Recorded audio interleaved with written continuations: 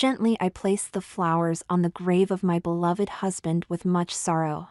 3 long years had passed since his death, and yet I missed him as much as the day he had died. Close by were the graves of my parents, also having long ago gone to their reward. The Andersons hadn't been my biological parents, but I had called them my own just the same. Next to my parents was the final resting place of my brother, Steve, aka Al Parker. Unlike the others, he had died an early and violent death during the first Peace River riots. That left just Jennifer. Sweet, lovely Jennifer. How my sister enjoyed life. She was a grandmother now, having married and given birth to 4 lovely children. I was also grandmother, only not like Jennifer. Unlike her, I hadn't been able to conceive any children in my marriage. It was something Tom and I had always regretted, although we had adopted over the years. Tom had been so understanding about the problem. He had been a wonderful husband. "Hello, Linda," a familiar voice greeted me. I turned and smiled at the judge. Juno looked the same as she did 50 years ago, maybe even prettier. "Hello, June," I replied nervously, knowing why she was here. I decided not to waste time with small talk. Did he decide? Judge Hearns sadly shook her head. "I'm sorry, Linda," the old goat refused. "I tried my best to change his mind." "I know you did. I was hoping.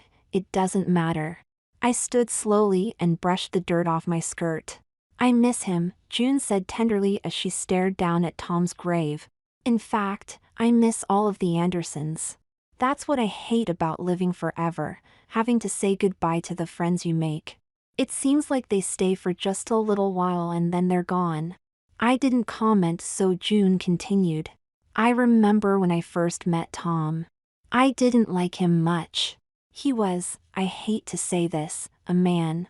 It was hard for you to trust men back then, June," I stated the obvious. "Yes, that's true," Judge Hearns admitted. "Tom was the first man I was able to trust in a long, long time. I wish the old goat had been more like him." Her words caused me to chuckle. "How is Judge Jasper?" "The same. He grumbles all the time about his new town, but if you ask me, it's better than the old one." "It's warm in South America," I pointed out. "Yes, it is," Judge Hearns grinned. "But I didn't say the town was in South America, now did I? You know I can't tell you its location, Linda. We wouldn't want your military to know." I nodded, although I suspected the US government already knew where the town was but had decided not to do anything about it. Considering what the Olympians had done to the people of Peace River at the end, not going after them was a crime. It was only because Judge Hearns and a few of the others had been in Andersonville at the time that the government didn't go after them. "I remember when there were just a few graves here," I commented. "Now look, there are hundreds. At least most of them died of natural causes," Judge Hearns pointed out. "They all lived long, full lives." "Do you know when?" I asked suddenly. Juno looked at me carefully. "Tomorrow morning." "Maybe I can speed things up," I replied as together we walked slowly back to my speeder. What difference will a few hours make? Perhaps it would be better for everyone if I went in the middle of the night like my mother. "Do you want me to be there when the time comes?" I shook my head. "No, June, I'll be fine. My family will be close by." Then I stopped for a moment, and looked at Juno with pressing concern. "Do you think I should tell them about Dennis Butts before I die?" The goddess's chin grew tight. "Dennis was a hero, Linda. His story deserves to be told." I chuckled softly and continued to walk. "A hero? I don't know about that. But I think you're right, June. After 50 years the truth needs to be told. In that case, I wish you well, my dear. Since I won't see you again." June hugged me tightly one more time. "I'm going to miss you, Linda." "I'll miss too, June. Do me a favor, and watch over Jennifer and my children for me." "It will be done," Juno replied as she released me and took one last look. "Goodbye, Linda." "Goodbye, June." As we parted, I didn't cry. I knew one day we would meet again, but perhaps not under such pleasant circumstances. Fade out. Voice of Linda Anderson. They say to judge someone, you must first walk a mile in their shoes. When I first came here, I regarded this town as a prison. In many ways that's still true, but only if you look at it superficially. Years later, with the benefit of hindsight, I can now see the town for what it is, a last attempt to bring peace between the Titans, the Olympians, and us, the human race. If the town succeeds, the people imprisoned in Peace River will finally be free and there will be peace. If it fails, the resulting war could end the world as we know it. There are some on all sides of this conflict who have their own reasons for seeing the project fail. These are the stories of the men and women who made a difference during those dark days and shaped history. It's also about those who had to face their deepest, darkest problems and what they gained from conquering them. It's a place of second chances, hope, and peace. The name of this town is Andersonville. Andersonville 30, The Day Dennis Butts Died. Written by Kelly Davidson. Edited by Jeff. This story dedicated to the readers of my stories. Thank you for the comments and support you have given me while writing this series. It was and still is appreciated. Fade in. Kevin knocked on the partly open bedroom door. Aunt Linda? Come in, Kevin, I said cheerfully. What is it? There's a man outside from the U.S. military. He says his name is Captain Myers. Really? Are you sure his last name is Myers? That's what he said. Tell him I'll be out in a moment. Has everyone else arrived? Aunt Jennifer and Uncle Rick showed up about 10 minutes ago. They've been wondering where you are.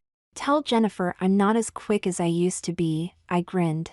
And also tell her no, I don't need her help getting dressed. I'll be out in a moment. Yes, Aunt Linda. Kevin, sensing that I wanted to be alone for a moment, closed the door as he left.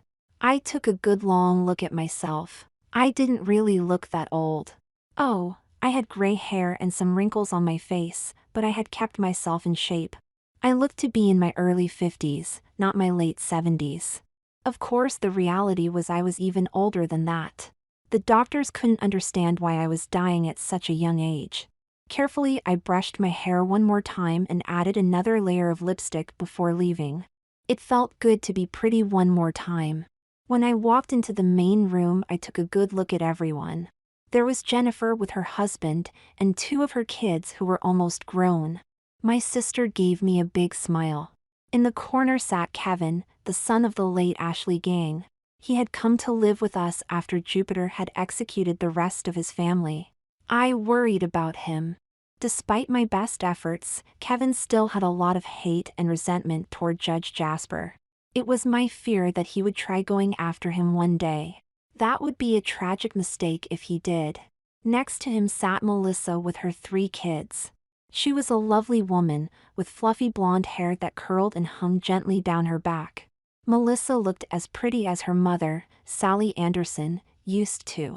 Tom and I had adopted Melissa when she was only 2 months old, after the sudden death of her parents. Finally, I turned to greet my guest. He was a short, handsome man who looked much like someone I once knew. I held out her hand and said, "Thank you for coming, Captain Myers." "Ms. McLean," he answered politely with a smile that indicated he was happy to be here. "You don't know how much of an honor it is to finally meet you. Please, call me Linda. You're not by chance related to General Myers, are you?" The captain beamed. "He was my grandfather. My father named me after him. He used to work in the bunker until an unfortunate incident cost him his command. Did you ever meet him by chance? I knew your grandfather well. He was a good man.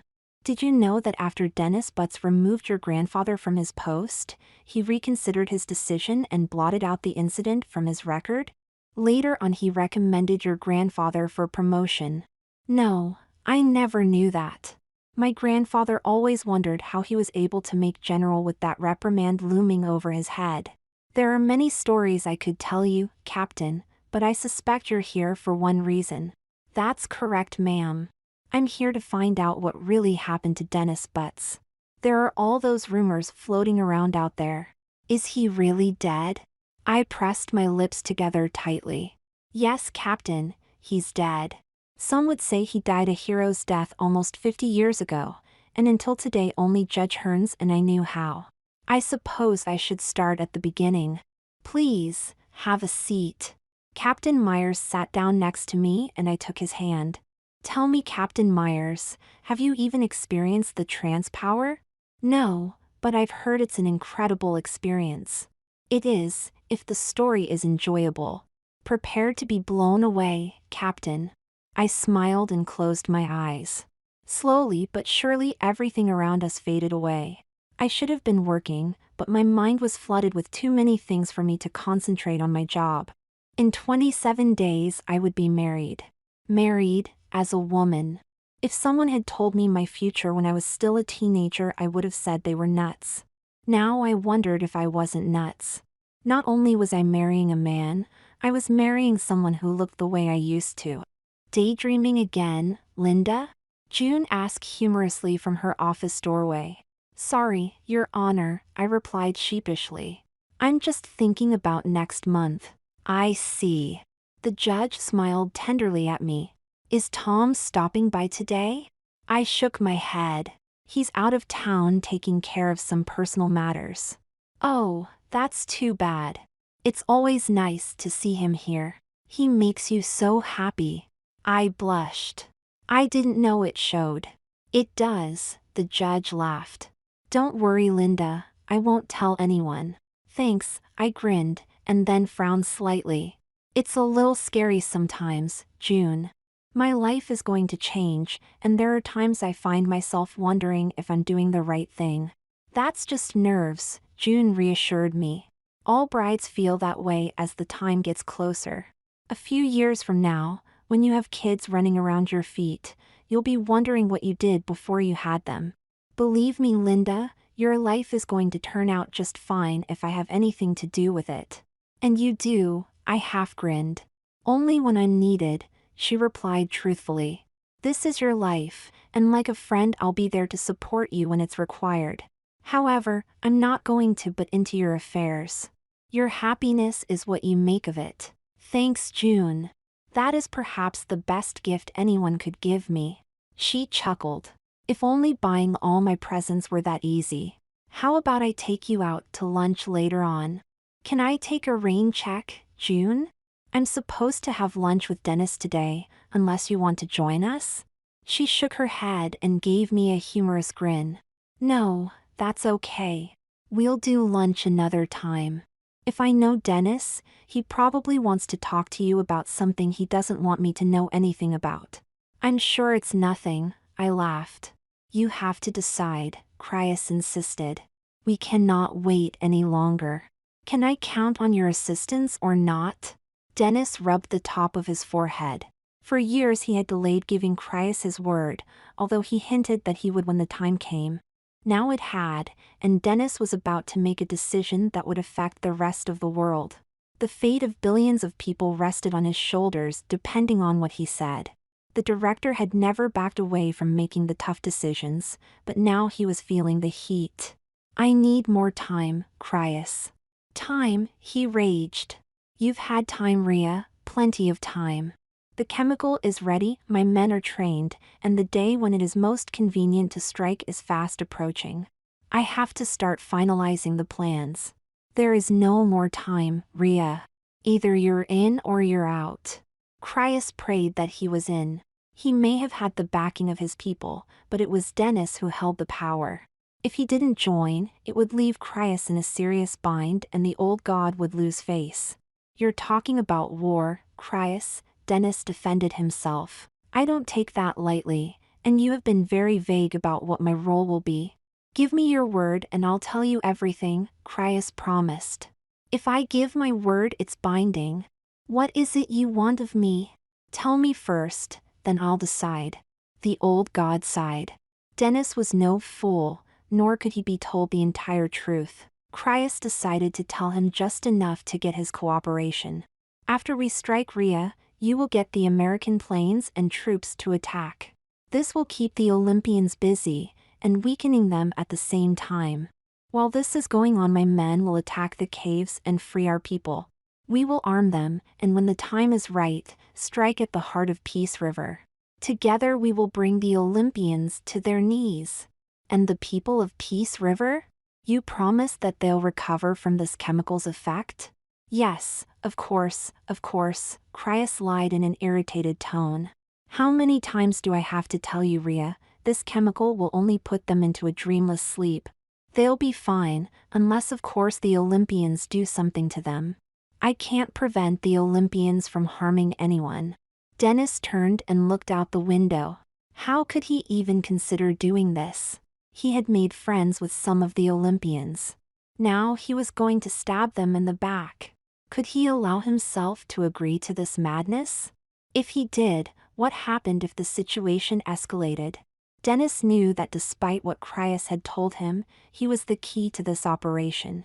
If he said no, there might not be an attack. If he said yes, things could get out of control very fast. But if he did say no and Crius attacked anyway, more of his people would suffer. Could he live with that, knowing he had the power to prevent that from happening? Suspecting Dennis needed one more push to commit, Crius played his trump card. Think about your daughter and wife, brother. They're calling out for justice. I'm not sure either of them would approve of war, he stated. Not war, Rhea, justice. We will end the suffering of our people once and for all, and when we do we'll return to a time before the Olympians came. You remember that time, don't you, Rhea? The humans called it the Golden Age, when there was only peace and prosperity. War and battles were unknown back then, and would never have been known if it wasn't for the Olympians.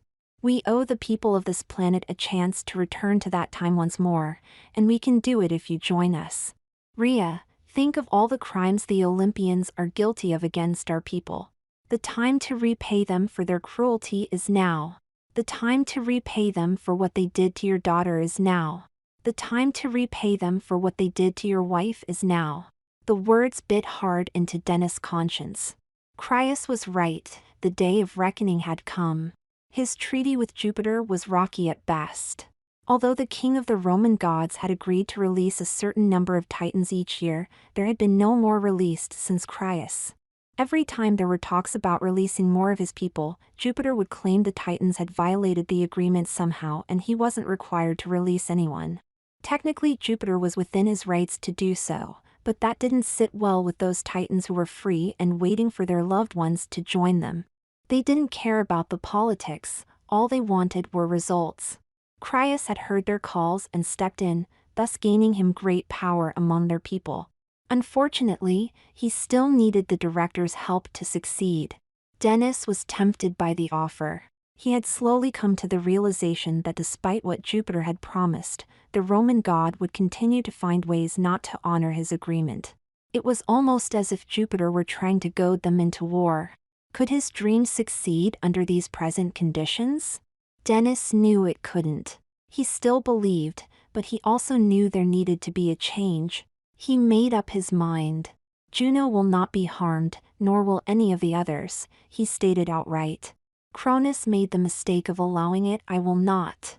The Olympians will be treated with respect after this is over, Crius. There will be no paybacks for old debts. Instead, we will work with them to smooth out old hatreds.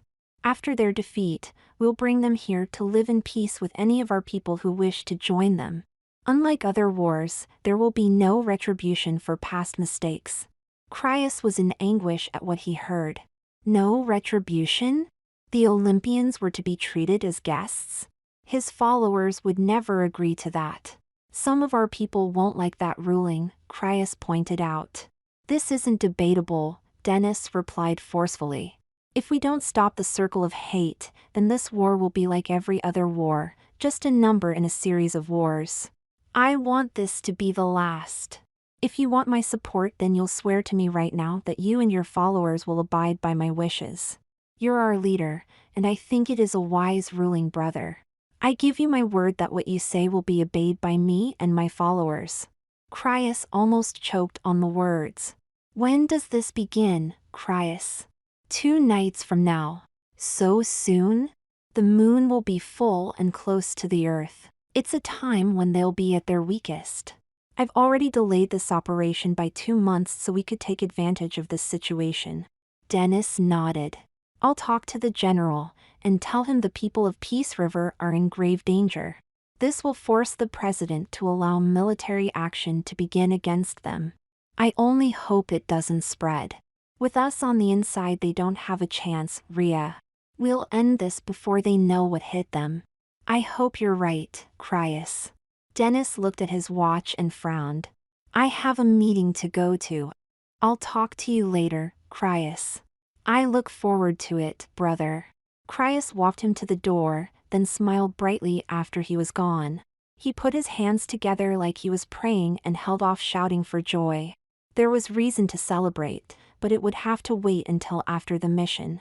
Lucas walked into the room frowning. He had heard them talking, and he didn't like what had been agreed to. No retribution, he hissed. Her words, not mine, Cryas replied calmly. After this is finished, Rhea will be a liability to us. She'll need to be taken care of, do you understand? With her powers? Lucas questioned. You'll have to make sure it's done before she gets them back, Cryas explained. Obviously I had to agree to her terms. Make sure she dies as a hero. I may be able to make use of that later on. Lucas nodded. You seem troubled, Dennis, I observed while shoving some salad into my mouth. The director had barely touched his plate or said much. That in itself was unusual. I'm sorry, Linda. I was talking to Cryas before we met. He mentioned my wife and it doesn't matter. If it bothers you, then it does matter, I replied. Look, if you want to talk about it. No, he shook his head. No, we should be talking about something else, like your upcoming marriage. Don't take this the wrong way, Dennis, but I'm sick of talking about my wedding. That's all everyone wants to talk to me about, especially my mother. It's taken over my life, Dennis laughed. It wasn't so bad in the old days when we ruled. Now it's a social event. Or worse, I agreed. Then I softened and took his hand. Dennis, I would really like to help you get through this. I know it hurts. Talk to me. There's nothing to talk about, Linda. She's dead, and the person who killed her is walking around free. Do you know who it is? I've known for years, he frowned. Cryas found her killer a few days after it happened. Who did it? Mars, he answered. He killed her because of the attacks on his wife and brother. I swore on my wife's grave I would deal with him properly. Now I just made an agreement with Cryas that I won't. Cryas told you he didn't want him harmed? I asked in amazement. It was no secret that Cryas hated the Olympians immensely. I had even heard rumors that he wanted to go to war with them. Not exactly. It's better that you don't know all the details. I just hope. What? I pushed. Linda, please understand that I don't want you or any of your people harmed. There was a time when I looked down on your race, but I've become quite fond of them. Being forced to live as a human year after year has given me a new outlook on your people. You can accomplish so much if you put your mind to it. It sounded like a farewell speech, and made me uneasy. What had happened in his meeting with Cryas? Dennis, what's going on? He smiled as if trying to relieve my fears, but failed. Nothing, Linda. If things work out as planned, and they should, your people will be sitting high. And if it doesn't, then you won't have to deal with me anymore. He frowned and shook his head. I'll go pay the check. Dennis. He looked at me sadly. It's okay, Linda. It's better that you don't know. As he left, I followed him with my eyes. Dennis was stiff and tense. I had seen him like this once before at Olympus, AV-18. Then a horrible thought hit me. The Titans and Olympians were going to war. June, can I speak with you, please? The judge looked up from her paperwork and smiled. Of course, Linda. Come in. I took a seat in front of her and found myself shaking. June picked up on my condition because she came over and sat down next to me. She took hold of my hand and asked, "What is it, Linda? What's got you so worried?" Judge, I just heard something and I don't know what to do about it. Well, you can tell me? I'm sure together we can work this out. It's not that simple, June. I don't really know if what I suspect is true, and I don't want to panic anyone. I see, she nodded slowly. This has something to do with Dennis, doesn't it? June, please don't ask me to tell. It's okay, Linda, I won't. Can you at least give me an idea of what it's about? His wife. He thinks that Mars killed her. Do you believe that, Linda? I don't know, June. Mars has a pretty bad reputation, and he did kill that person who took the place of Judy Hartford, Red AV-19. I don't want to accuse him of killing Mrs. Butts, but I could see him doing it. Don't believe everything you read or hear, she said. I can assure you that Mars didn't kill her. He was on an assignment at the time. But Dennis thinks he did. Dennis is wrong, she stated firmly. He's been wrong before. The reason why Cryas told him that was to win his support. I hope you're not suggesting that he has. I don't know, June. All I do know is that it's affecting his relationship with your people. Mrs. Butts was murdered, but why? I don't know, Linda. Perhaps we'll never know. That wasn't an answer I could live with. Somehow I knew her death played a major role in all this. Something big was about to happen because of it, and I had to find out what that was. June, I need to ask you a big favor. I already know what you're going to ask, Linda. Let it go. She's dead. What good will going after her killer do? It'll put Dennis' mind at ease, June. It may even restore the relationship between your two people. I noticed Dennis has been acting pretty distant this past year. I looked carefully at the judge. June, I'm getting married in less than a month. This may be my last chance to investigate a case. You're going to need that time to get ready for your wedding, she pointed out. My mother is taking care of that. This is her wedding, not mine. I'm letting her enjoy herself. I have an opportunity to do something bigger here. I have a chance to put an end to a friend's nightmare. I owe Dennis a lot, June. We've had a rocky friendship over the years, but I do respect him and care about him. So all you want from me is to approve your leave? No, I need you to find someone from Peace River to travel with me. I would prefer Apollo or Mercury. She shook her head. Unfortunately, for reasons I can't explain, none of our people in Peace River are available. She thought about it carefully. There is someone I could get. You've never met him before, but I can vouch for his character. He would serve your needs well. What's his name? Phobos, Ambassador Phobos. He works in our European market. Isn't he Deimos' brother? I asked, wondering what market she was talking about. Yes, he is, although they're as different as night and day. He owes me a favor. I'm sure he could accommodate you, and get you into Peace River again.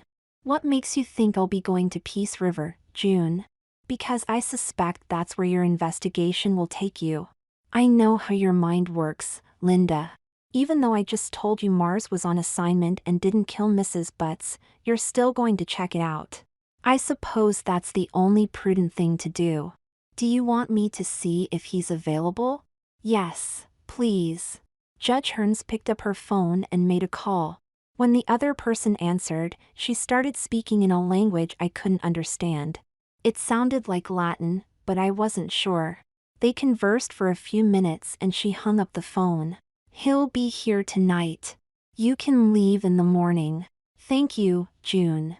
She frowned. Linda, this favor comes with a price. While I respect Dennis and his people, I'm still loyal to my own. If my people are in some sort of danger, I expect you to tell me about it right away. Is that clear? Yes, June. If something is up, you'll be the first to know. Then let's get back to work, she smiled gently. The ambassador wasn't what I expected. Short and heavy, he had just a small crop of his original hair left. Phobos was by far the most out-of-shape god I had ever met. It made me wonder why he didn't use his powers to make himself more fit. On the other hand, he was dressed in a tailor-made English suit that would have cost me a month's salary if I were still wearing suits, that is. He smiled cordially and stuck out his hand. So, you're the young lady who's held my brother's infatuation all these years, he said. Guilty, I grinned.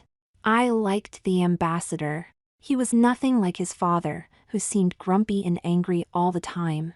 Nor was he like Deimos, who was shy and withdrawn. Phobos was open, friendly, and looked to be something of a practical joker.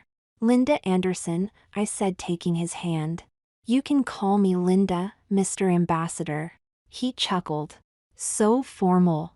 Please, call me Dan. I'm only an ambassador when I leave the States. Juno has told me what you need. I'm to assist you in any way I can. Thanks, I appreciate your help, Dan. Phobos just smiled as if it were no big deal. Give me a call when you get there, Linda, June said. And make sure you call your mother every night. If you don't, she'll worry about you. I will, June, I promised.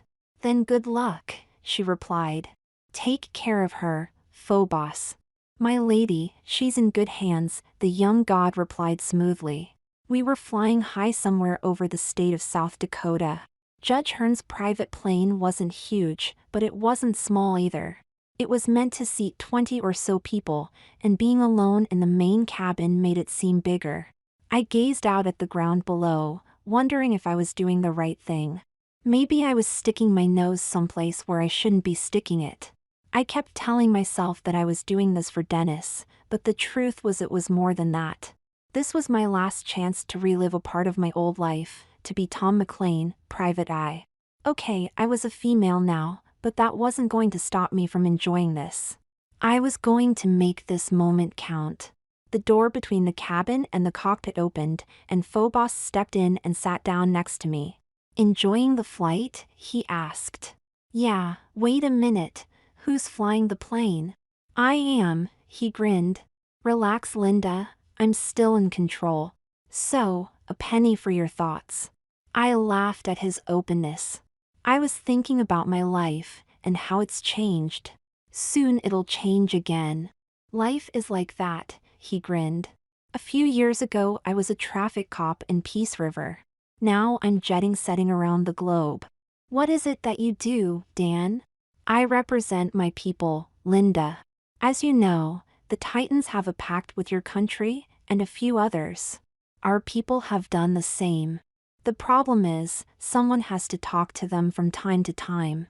My grandfather is too busy with Peace River, so I represent him in different matters.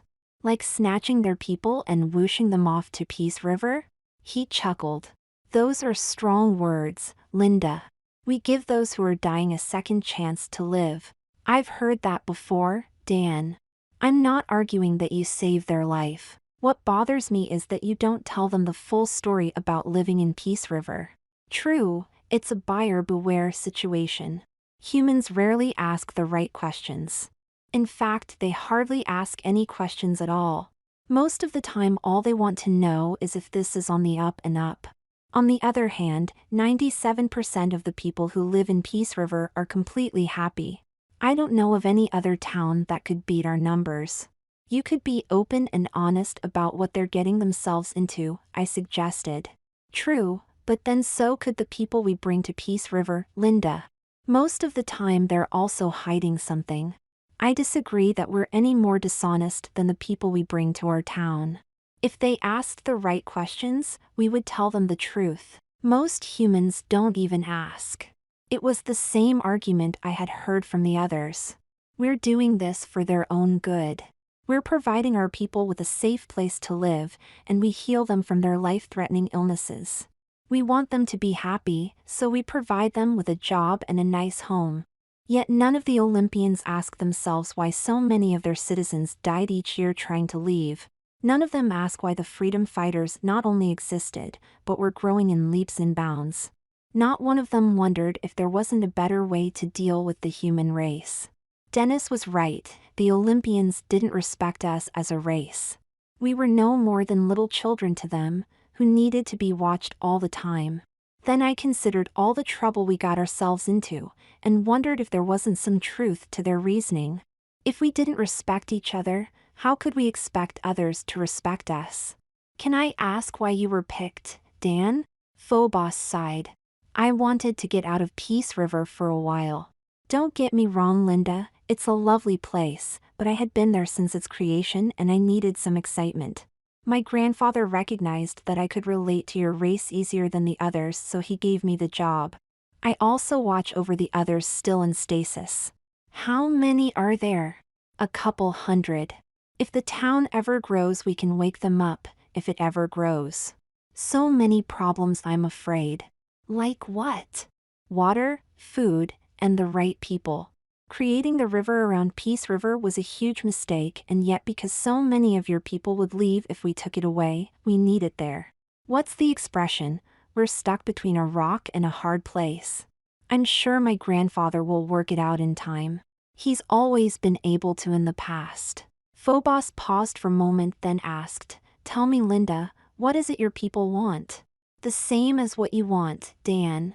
The freedom to live and make choices, and to travel wherever we want without being harassed. Really? He stated in all seriousness. Because if you ask me, people have that now and they still aren't happy. Look at all the depressed, lonely people out there. Look at all those healthy people who kill themselves every day. They could do things to improve their life and the lives of many others, yet they don't. Instead, it seems that the more a person gets, the more miserable they become, and in the process they bring other people down with them. You're talking about a few people who have problems. Am I? He questioned. I'm talking about your people as a whole, Linda. I've traveled around your world, to places you haven't even heard of. Do you know what I've seen? Leaders who live high off the hog and don't give a damn about the people they're supposed to be serving. Masses of people who could improve their life, but would rather complain about their problems than fix them. In fact, it seems the more opportunities people have, the more they complain.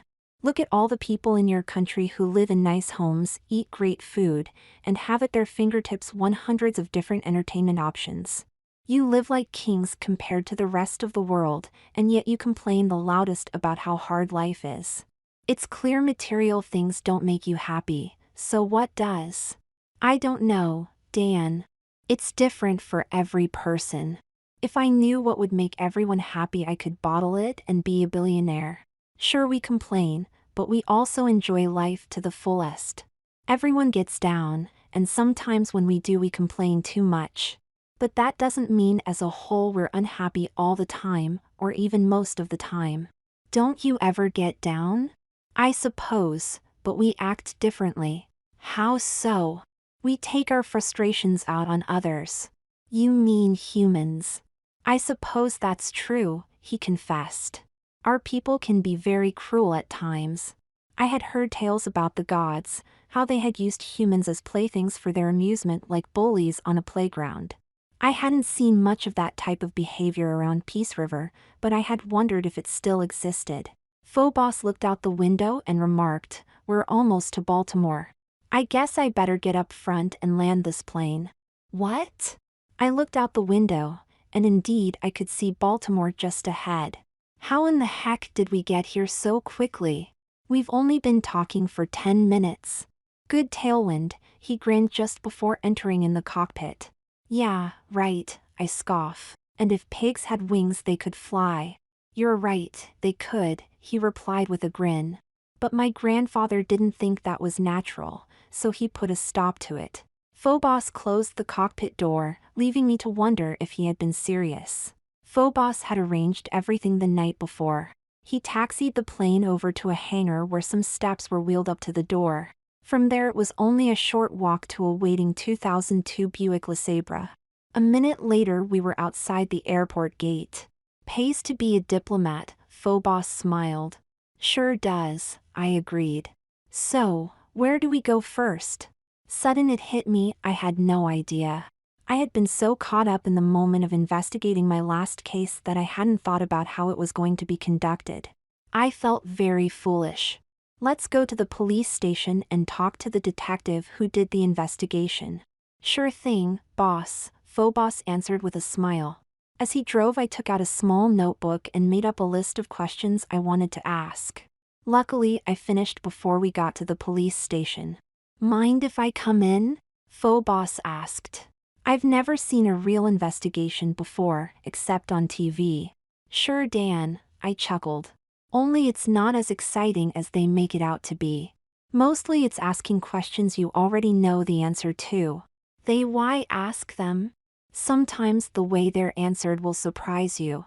We walked inside and asked to speak to the detective in charge of the investigation for Mrs. Butts.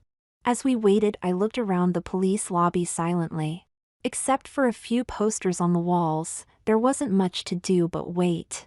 The side door buzzed, and a man with a mustache wearing a wrinkled tin suit walked out. Miss Anderson? He asked. Yes, that's me. I took his hand. This is Dan Phobos. I'm Detective Kesselring. Why don't we go to my office to talk? He led the way down the narrow hallway of a police station built long ago. His office wasn't much more inviting. There were books stacked on the floor and papers scattered over his desk. The detective picked up a thick file and placed it in front of me. I had a copy made of all of my notes, just as you requested. I requested? I stated in confusion. Phobos cleared his throat. I figured we would be coming here, so I asked for copies to be made. I hope you don't mind. No. Thank you, I replied, suddenly feeling foolish at how rusty I had become. Maybe it was a good thing this would be my last case. So, what questions do you have? Detective Kesselring asked. Actually, I was wondering if we could visit the accident site and I could ask my questions there. Sure, my car's out back, the detective answered. He stood, and we followed him to his car. Along the way he explained how his investigation was going. It had more or less reached a dead end. The license plate had been registered to a fictitious person and address. The witnesses had allowed the police to draw a picture of the man, but no one had been able to identify him. Although it was a crude drawing, I could tell it was someone who looked like Mars. We pulled into a store parking lot and got out. This is where the car was sitting, he said, pointing to an empty parking place. Mrs. Butts parked in this row, 17 spaces from the front, and was walking toward the front entrance. The driver pulled around this way, he made a motion with his hands, and accelerated toward her. We estimate he was doing 35 to 40 miles per hour when he struck her, causing her to fly onto the hood of the car and hit the windshield. After the suspect stopped, Mrs. Butts slid off the hood and to the ground. The suspect then accelerated again and ran over her, crushing her skull. I understand he got out of his car to look, I said. Yes, he did, the detective frowned. At first I thought this was a hit-and-run accident. I figured the driver hit her by accident, panicked, got confused, and ran over her. Then he got out of the car, saw her condition, panicked even more, got back into his car, and drove off. But when we found the car abandoned and registered to a fictitious person, I knew we had a murder on our hands. The detective had explained things so well that there wasn't much to ask. I did question him about a few things, just so I wouldn't look stupid, but nothing much came from the answers. Finally we got to the tape. The camera's over there, he pointed to the rooftop of one of the stores. It caught the entire event. Unfortunately, it never got a good shot of his face because of the positioning, so we had to rely on the witnesses who were there. As you can imagine, most were in shock, so that didn't work out very well. Since this was most likely a professional hit, we sent the drawing to the FBI. They came back with nothing. The case has been at a standstill ever since. I'll like to see the tape. It's back in my office, the detective replied. I took one more look around before getting in the car. Something cold touched my shoulder. Was it Mrs. Butts' ghost trying to communicate with me? I shrugged the feeling off and got in the car. The tape was violent and bloody. Watching the event unfold, it made me wonder how someone could do this to another person and not be bothered by it. I forced myself to watch the accident several times. The man in the car got out, but never looked directly at the camera. If the camera had been a few feet to the right, we may have gotten a good shot of his face. Phobos stared at the screen silently, and it was hard to gauge what he was thinking. Finally, I let the tape roll. What are you doing, Linda? Why aren't you watching the crash again? Because I've learned as much as I can from it, Dan. Now I'm watching to see if anything else happens. The small group of people around Mrs. Butts grew. There must have been a doctor close by, because a man was kneeling beside her body trying to render assistance. A few of the women stood there with their hands over their mouths in horror. Fortunately, the quality of the tape wasn't good enough to show all the gruesome details. It's sad, Phobos observed. People do this for money? And other reasons, I answered. Sometimes for love, sometimes for revenge. Other times whoa, wait a minute. I leaned closer as a new person entered the picture. He looked familiar. What is it, Linda? Phobos asked while watching the screen.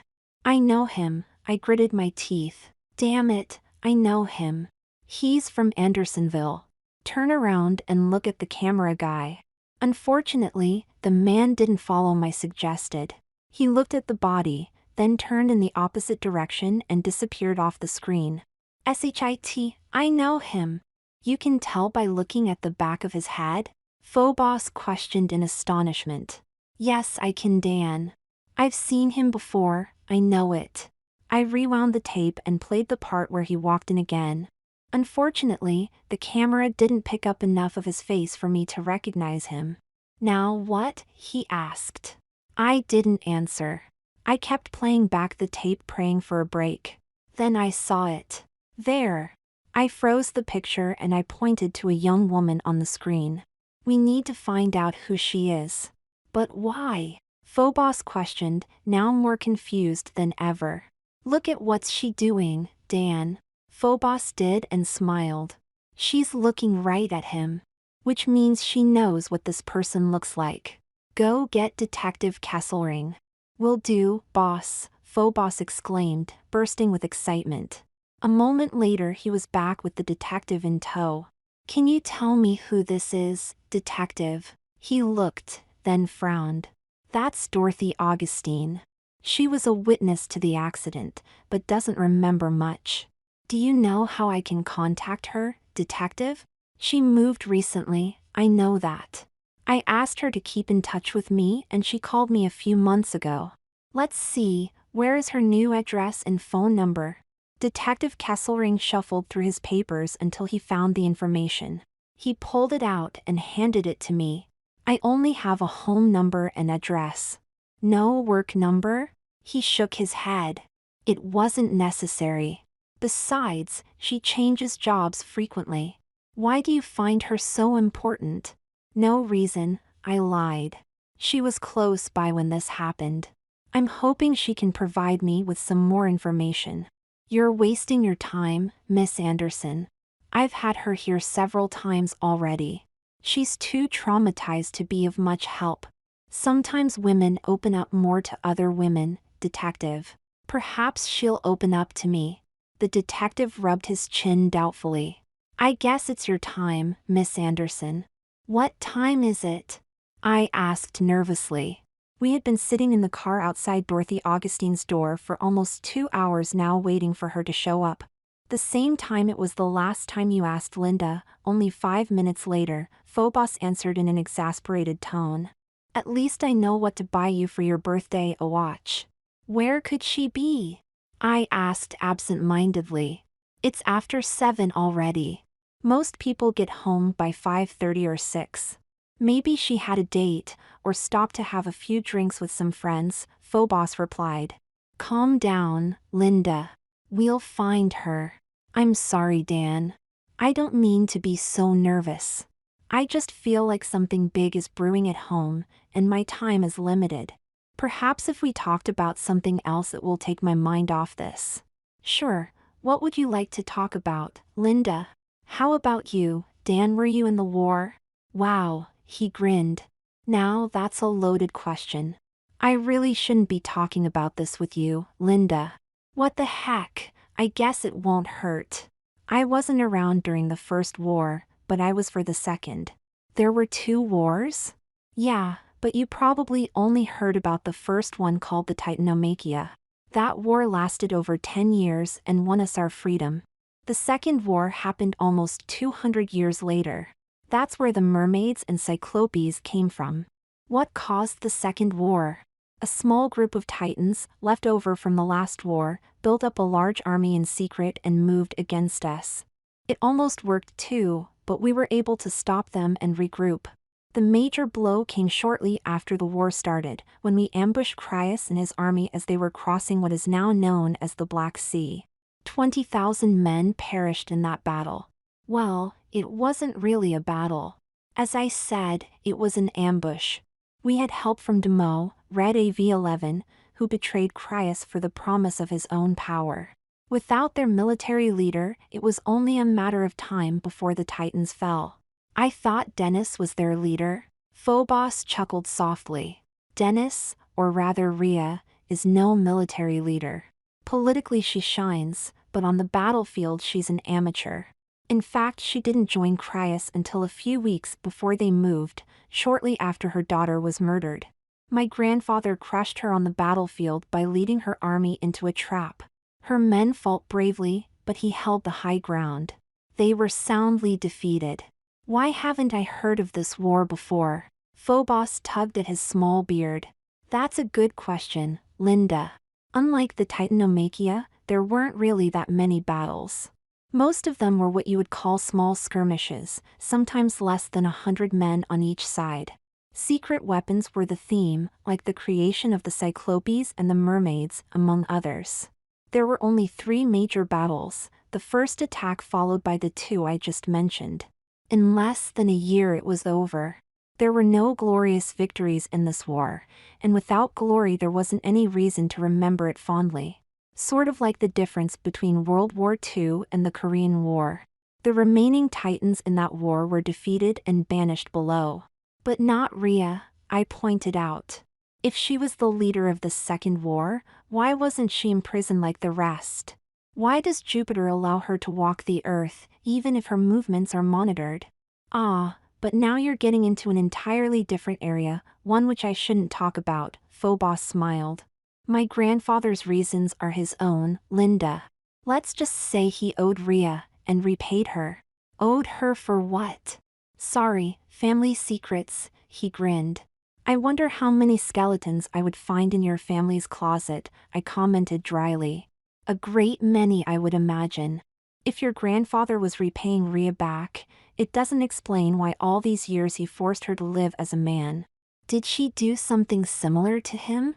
The thought of Jupiter being forced to live his life as a woman somehow appealed to me. Oh no, Phobos shook his head. Rhea was punished for her role in that war. If anything, my grandfather was lenient on her. Lenient? I shouted. How can you say such a thing? Because if he had placed her down below with the other Titans, it's unlikely she would be alive today. Some of her people would like to kill her for what she did. Which was? Phobos grinned. Again, that's not my place to say. If anyone should tell you, it should be Rhea. And she doesn't talk much about her past, I grumbled. In fact, she, or rather Dennis Butts, doesn't talk about much of anything when it comes to their history. An unfortunate situation, Phobos grinned knowingly. What about his daughter, Ramona? Why did Jupiter kill her? He didn't. What? But Dennis thinks he did. We know. And what, Linda? He asked while eyeing a car that passed by. And what did Dennis say when he was told Jupiter didn't kill her? To my knowledge, no one has ever discussed this with him. My eyes came close to bulging out. I couldn't believe what I had just heard. You're joking, Dan. After all these centuries, no one has tried to set him straight? Phobos shook his head in puzzlement. No, why would we? Because your grandfather is being accused of a crime he didn't do, I stated in an exasperated tone. So what? He replied, completely mystified at the point I was trying to make. My grandfather knows he didn't do it. We know he didn't do it. Why should he have to deny something that we know isn't true? Because maybe if you had, there wouldn't have been a second war. I stated. Why else would Rhea join forces with Crius? It was for revenge. We weren't concerned about her joining him. That's not the point, I countered. Actually it is, Linda. You want to put human values on us, but we have our own values we live by. If war happens, we fight. We don't try to prevent it from happening or run away from it. Rio was one more log on the fire we had to put out, but it was a fire we could handle. Cryus severely underestimated us back then, and if he tries to move on us now, he'll see that he made the same mistake. My gosh, what aren't you telling me, Dan? A lot of stuff, he replied with a frown. We haven't been just sitting around all these years, Linda, nor is money the only thing that motivates your inventors. A nice house in a quiet, peaceful community along with a healthy body that doesn't age past 30 is a pretty good incentive to some people, not to mention unlimited funds at their disposal. You would be amazed at some of the gadgets your people have invented for us over the years. I thought you were all powerful, I reply coldly. He laughed. We are, Linda, but how do you think we got this way? There is power out there in the universe, if you can tap into it. Unfortunately, your people are starting to learn how. And that bothers you because we might challenge your authority? No, Phobos shook his head sadly. It bothers me because you'll kill yourselves in the end. Only some of your people have the wisdom to handle such power, but as a whole your race does not. I fear if such knowledge is discovered, your people are doomed. Sorry, Phobos, but I have a hard time believing that would happen. Your people take drugs, smoke, and drink in excess with the full knowledge it is harmful to their bodies. With full knowledge, Linda, he said pointedly. Do you really think such powers are safe in their hands when they discover all the things they can do, both good and bad? How did your race survive then? Because we had different standards, Linda. Not better, just different. Our race was better adapted to handle this power. He looked up at a car pulling in. I think Dorothy is here. I turned and watched as she got out of her car. Her hair was shorter than in the picture Detective Kesselring had taken of her years ago, but it was still a dirty blonde. She was wearing nice pants and an expensive jacket, as if she had been out somewhere. Just when things were getting interesting, I commented. Phobos smiled and shrugged his shoulders as if he were saying, what can you do? Let's go talk to her. Phobos followed my lead and walked beside me as we approached. Dorothy Augustine? I asked. She turned and eyed me with suspicion. Yes. Hi, I'm Linda Anderson and this is my assistant, Dan Phobos. We're private investigators. I was wondering if we could ask you some questions? About what? She questioned warily. I've been hired to investigate the murder of Mrs. Butts, the lady who was run down in the parking lot a few years ago. I'm going back and talking to all the witnesses who were there. I see. She hesitated uncomfortably for a moment as if searching for what to say next. Look, Miss Anderson. Call me Linda, I smiled, hoping it would ease her discomfort. Look, Linda, I would like to help, but it's like this. I spent months trying to block the image of what happened to that poor woman out of my mind. I used to wake up in a cold sweat because I kept dreaming of the accident. I even had to see a therapist for a few months to get through this. I don't want to go back there again. Please, leave me alone. I can't help you. Miss Augustine, I understand your reservations, but the questions I need to ask have nothing to do with the actual accident. It's what happened afterwards that I'm interested in. Like I said, I can't help you, she brushed me off. I'm sure one of the other witnesses can. Dorothy, I've seen the tape. You saw a man who may be behind all this. You looked directly at him. Are you telling me that I'm in danger? She asked in alarm. I don't know. But if you help me, I'll make sure that you won't be. And if I don't tell you anything, then there's a good chance he'll leave me alone. Maybe, but... No, she stated firmly. No, don't you see, I can't go through this again. I'm sorry she was murdered, but I can't help you. I only need his face, Dorothy. Please, just watch. No, she said more forcefully. No more, it's over. She grabbed her purse and walked away in a rush. I was at a loss as to what to do. Thankfully, Phobos was not. Miss Augustine, Phobos said in a forceful manner. If that had been your mother who was run over and it was Mrs. Butts who had seen everything, would it sit well with you if she walked away from this despite her fears? Or would you want to see that justice was done? Dorothy stopped dead in her tracks. With her back still turned to us, she said, "That lady wasn't my mother, detective. She was someone's mother, someone's friend, someone's lover, someone's child," he stated. "Maybe you didn't know her personally, but you know people like her. For that brief moment she touched your life, and you cared about whether she lived or died. Don't let that concern for her end just because she did, Miss Augustine. There has to be a better reason for not caring anymore. Help us help her, Miss Augustine." She stood there for a moment trying to decide what to do. When she turned, I saw conflict in her eyes. "What do you want to know?" "Perhaps it would be better if we went inside out of the cold," Phobos suggested, now taking charge. "This way," she replied. Dorothy unlocked the door to her apartment and let us in. There were boxes stacked all around as if she were in the process of moving again. "Can I get either of you something to drink?" she offered. Phobos looked at me and replied, "No, we're fine." We took a seat, and she sat down across from us. "Okay, what do you want to know?" "Linda," Dan said, giving the control back to me. I opened up my laptop and turned it so she could see the screen. This picture was taken shortly after the accident. I pointed to the person standing near her. "This is the man I'm interested in. You got a good look at him just before he left. Do you remember him?" Dorothy searched her memory, then slowly shook her head. "I'm sorry, I don't recall anything. It was years ago, and I was upset at the time." "It's okay," I reassured her. I looked over at Phobos, and he nodded to go ahead.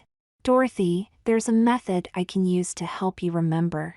The process isn't painful and there are no lasting effects." "What do you want to do to me?" she asked in an uncertain tone. "Nothing that involves needles or anything like that," I explained. "All you have to do is hold onto my hand. From there I'll take you back to that time, and we'll see his face together. That's all I need from you." "Who are you?" she demanded to know. I looked at Phobos and swallowed hard, then turned and faced her again. "I'm part of a secret government project. I have the abilities to step into other people's lives and see what they see. This woman you saw murdered was, well, that's classified, but she was very important. Knowing who had her murdered could be the key to stopping a war." "A war?" She stared at us as if we were nuts. "I know this sounds crazy, Dorothy. Look, all you have to do is take my hand and I can prove that everything I just said is true. Please, trust me by giving me that chance." By now the young woman didn't know what to think. She looked at Phobos, who gave her a small, reassuring nod. Slowly she held out her hand and I took it. We connected, and the room began to fade around us. What's happening?" she asked in a scared voice. "It's okay, Dorothy," I replied in a calming tone. "It takes a few moments to move within your mind. Here it comes now." The parking lot came into view, and I was staring down at the mangled body of Mrs. Butts. It was even more horrible than the pictures I had seen. "Oh no," I heard Dorothy cry. "Oh please, not again." "It's okay, Dorothy, I'm right here," I reassured her. "I know this is painful, but hang in there a few seconds longer. This will all be over soon, and then I'll take you home." Something caught the corner of my eye, and I saw a man push his way through the small crowd. He looked at the body, then at me. There was an expression of joy on face for a job well done. I recognized him immediately. He turned and left without saying a word. Quickly I brought us out of the trance so we wouldn't have to view the body again. Dorothy covered her eyes and started crying. I nodded to Phobos that I had gotten what I came for, then placed my hands firmly around the crying woman.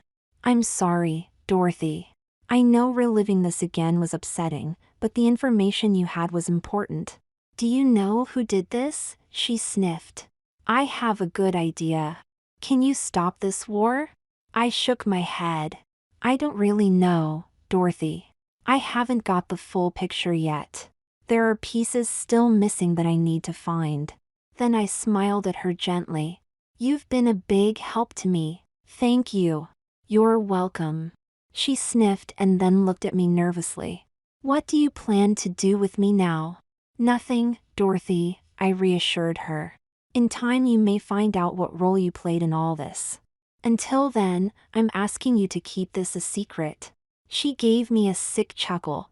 Who would believe me? Phobos cleared his throat. We better get going, Linda. There are other places we need to visit. I nodded in agreement and turned to the other woman. Thank you again, Dorothy. She smiled as if to let me know she was okay, and we let ourselves out. Phobos waited until we were outside before saying anything. Who was it, Linda? A Titan called Lucas. Do you know anything about him, Dan? A bit, he scowled. He works for Cryas, and was one of the Titans who attacked Ms. Marshall and Officer Merrick. You mean Venus and Mercury? I corrected, growing tired of the name games when there was no one around. That's another way of putting it, Phobos smiled.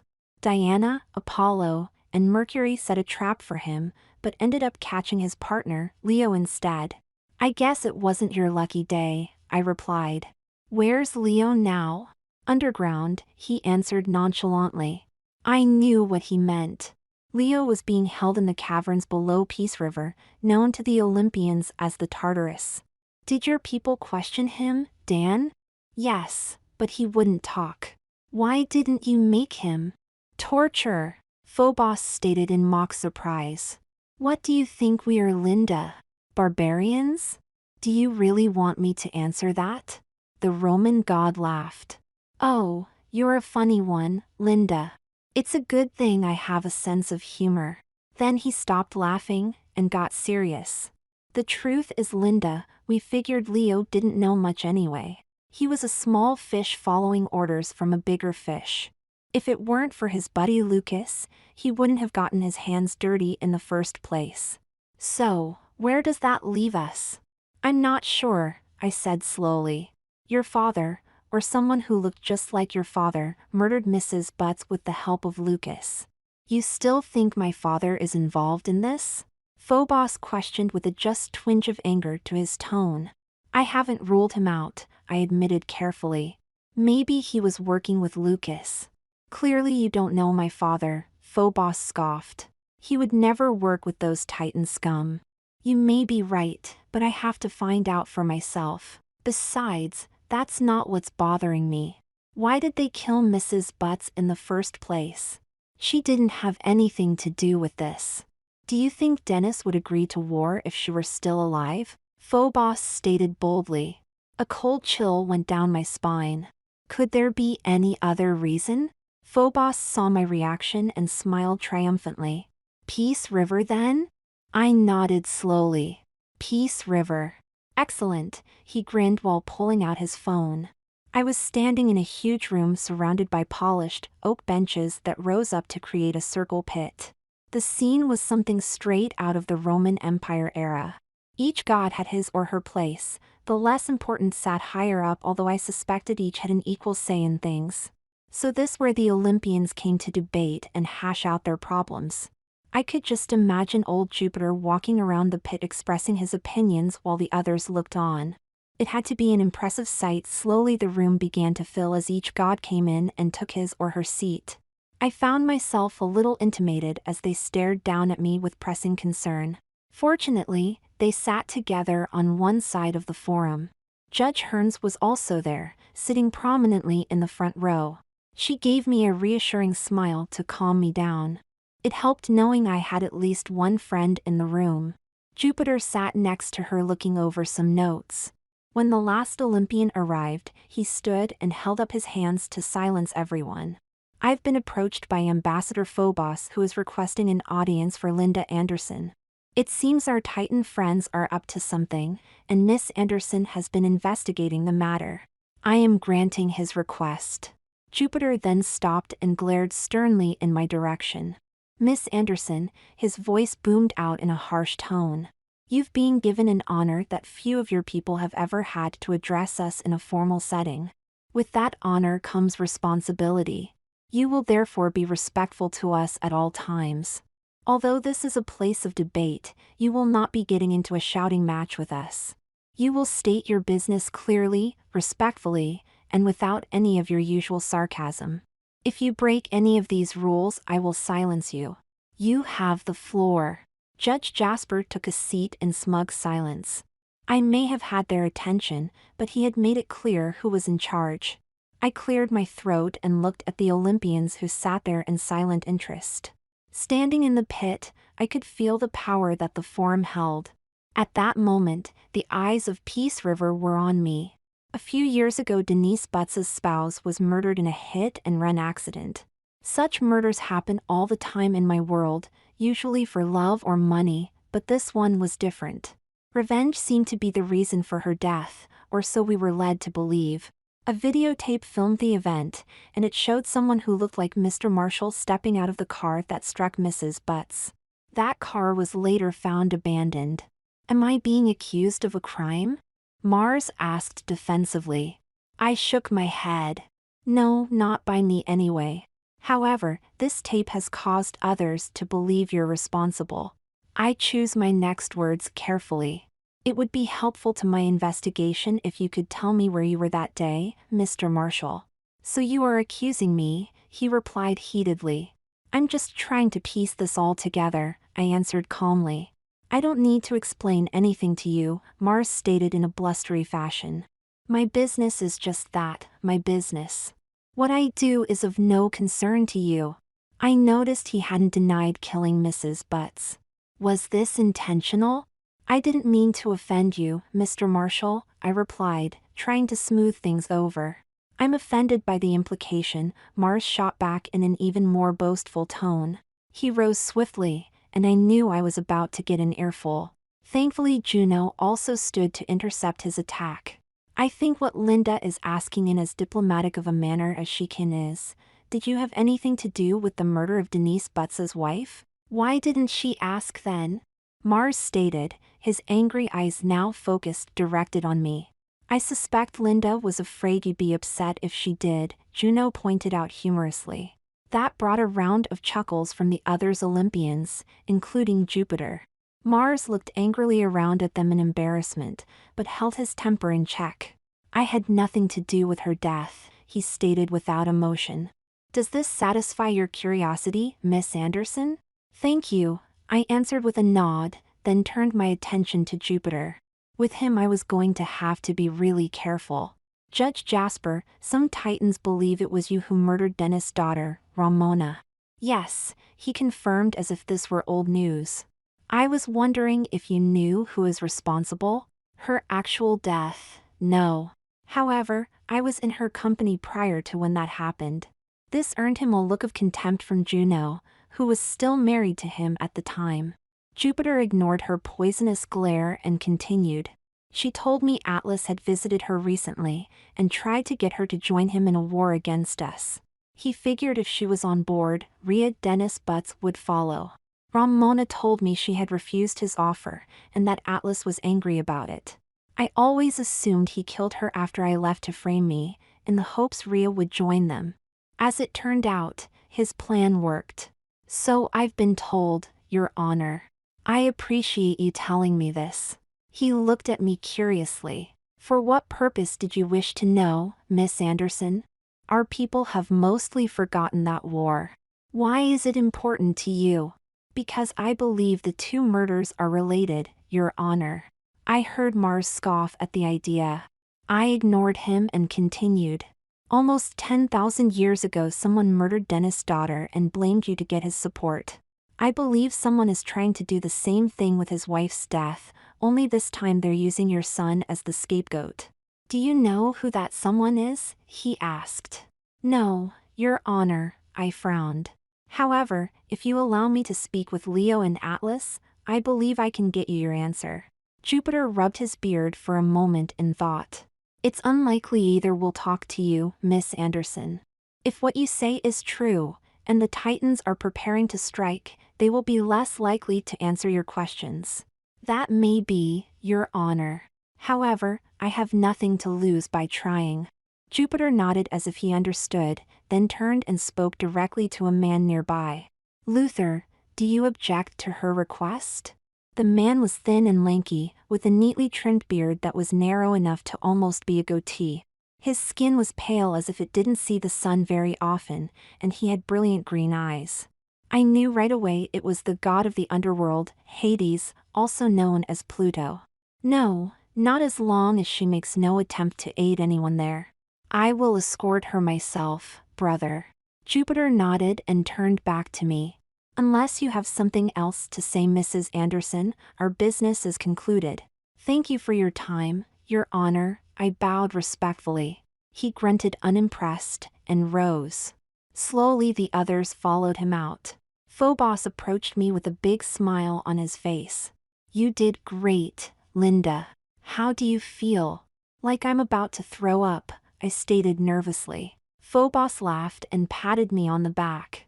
Pluto said something to Jupiter just as he was leaving, then approached us. My car is outside, he stated formally. Then he looked at me, and a small, tight smile appeared on his lips. Miss Anderson, you are about to see sights very few of your kind have ever seen before. I must warn you, there is real danger where we are going. If you don't follow my instructions to the letter, well, I'll make sure your next of kin is notified. He chuckled softly on the words. Phobos laughed. I'm sorry, Linda, my uncle has a way with words. I'll make sure you're safe. Come now, let's go talk to a few titans. The 10 soldiers stood in front of Crius waiting for their instructions. In reality, it should have been Lucas doing this. He was the actual leader of this group, the one who had worked out the plan and trained each of them. It was only out of their respect for the older god that Crius was in charge. At that moment Crius felt something he hadn't felt in a long time: pride. He was proud to be leading this small band on a dangerous mission to set their brothers and sisters free. By tomorrow his name would be on everyone's lips. He would be a hero, like he should have been 10,000 years ago if fate hadn't stepped in and ruined things. But this time there would be no Demos to betray them. This time they would succeed and bring the Olympian slime dogs to their knees. He pushed the thought away and focused. His men were waiting for words of encouragement. Crius cleared his throat and began. As long as we can remember, the Olympians have been our most ruthless enemy. They stripped us of our land, our rights, and our history, but one thing they failed to strip from us was our pride. If they had read our history, they would know that we would never bow down, never give up, and never succumb to their laws. Some of our weaker brothers and sisters did give up, but the true Titan fights on. Tonight we carry that fight to them. Tonight will be known in our history as the night we took back what is rightfully ours. Crius stopped to let that sink in, then continued in a more solemn tone. We've been told to be patient, to try and work with them. But our forefathers knew long ago that you couldn't negotiate with an Olympian. If you do, then you must sleep with one eye open, otherwise they'll stab you in the back with a long knife. Such is the way with their people. It was for this reason that the Olympians were hunted down when they first arrived, to prevent what has happened from happening. Our ancestors failed, but we will not. We will bring victory to our people. We will succeed where they failed. We do this not for glory, but because we are Titans, and this is what any true Titan would do. His men puffed up in pride, and inwardly Crius smiled. If any of them had had second thoughts about what they were doing, they were gone now. He eyed each one carefully, looking for weakness, and found none. To victory, he shouted. Victory, they yelled back as one. Lucas smiled. Prepare the jump portal. We passed through the valley of the Cyclopes, and the 2 who were guarding the entrance that led below. On Pluto's command, one of them grunted and moved the heavy rock that blocked the entryway.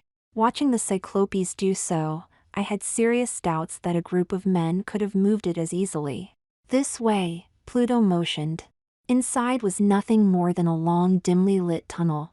The entire situation was creepy, and I think Pluto sensed my discomfort and was enjoying it. In the distance I could make out what looked like an elevator door, and a small line across the floor. Just as I stepped over the line, Phobos stopped me.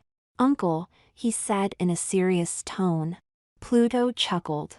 I wasn't going to let her get very far. I looked at them puzzled. What the hell are you two talking about, Phobos? Suddenly I got my answer. Something dark bounded out from the side of the cave and rushed at us with great speed. It snarled and snapped its huge white teeth at me. In the dim light I could see the reflection of multiple eyes as it approached. Son of a bitch! I screamed, jumping back over the line. That seemed to be the safety point, because the creature stopped just short of it. It continued to growl furiously at me, and as my eyes adjusted to the sight I saw it was a dog, well sort of. Its body was the size of a small car, covered with brownish fur that looked matted and dirty. It had the tail of a serpent with real scales. But its most terrifying feature was its heads, 3 heads to be exact, and all of them were eyeing me furiously. I felt my legs turning to rubber. Pluto laughed at my fear and approached the beast. Calm down, Cerberus. We don't want you frightening our guest. He patted the dog on the back, and the head closest to him turned and licked his hand while the other 2 continued to growl. I said that's enough, he commanded harshly, and the dog reluctantly lay down on the ground. He motioned me forward. It's okay, Cerberus won't hurt you. My pet doesn't like it when other people cross the line before me. Nice watchdog, I observed while carefully stepping around it. Pluto grinned. No one ever gets past him.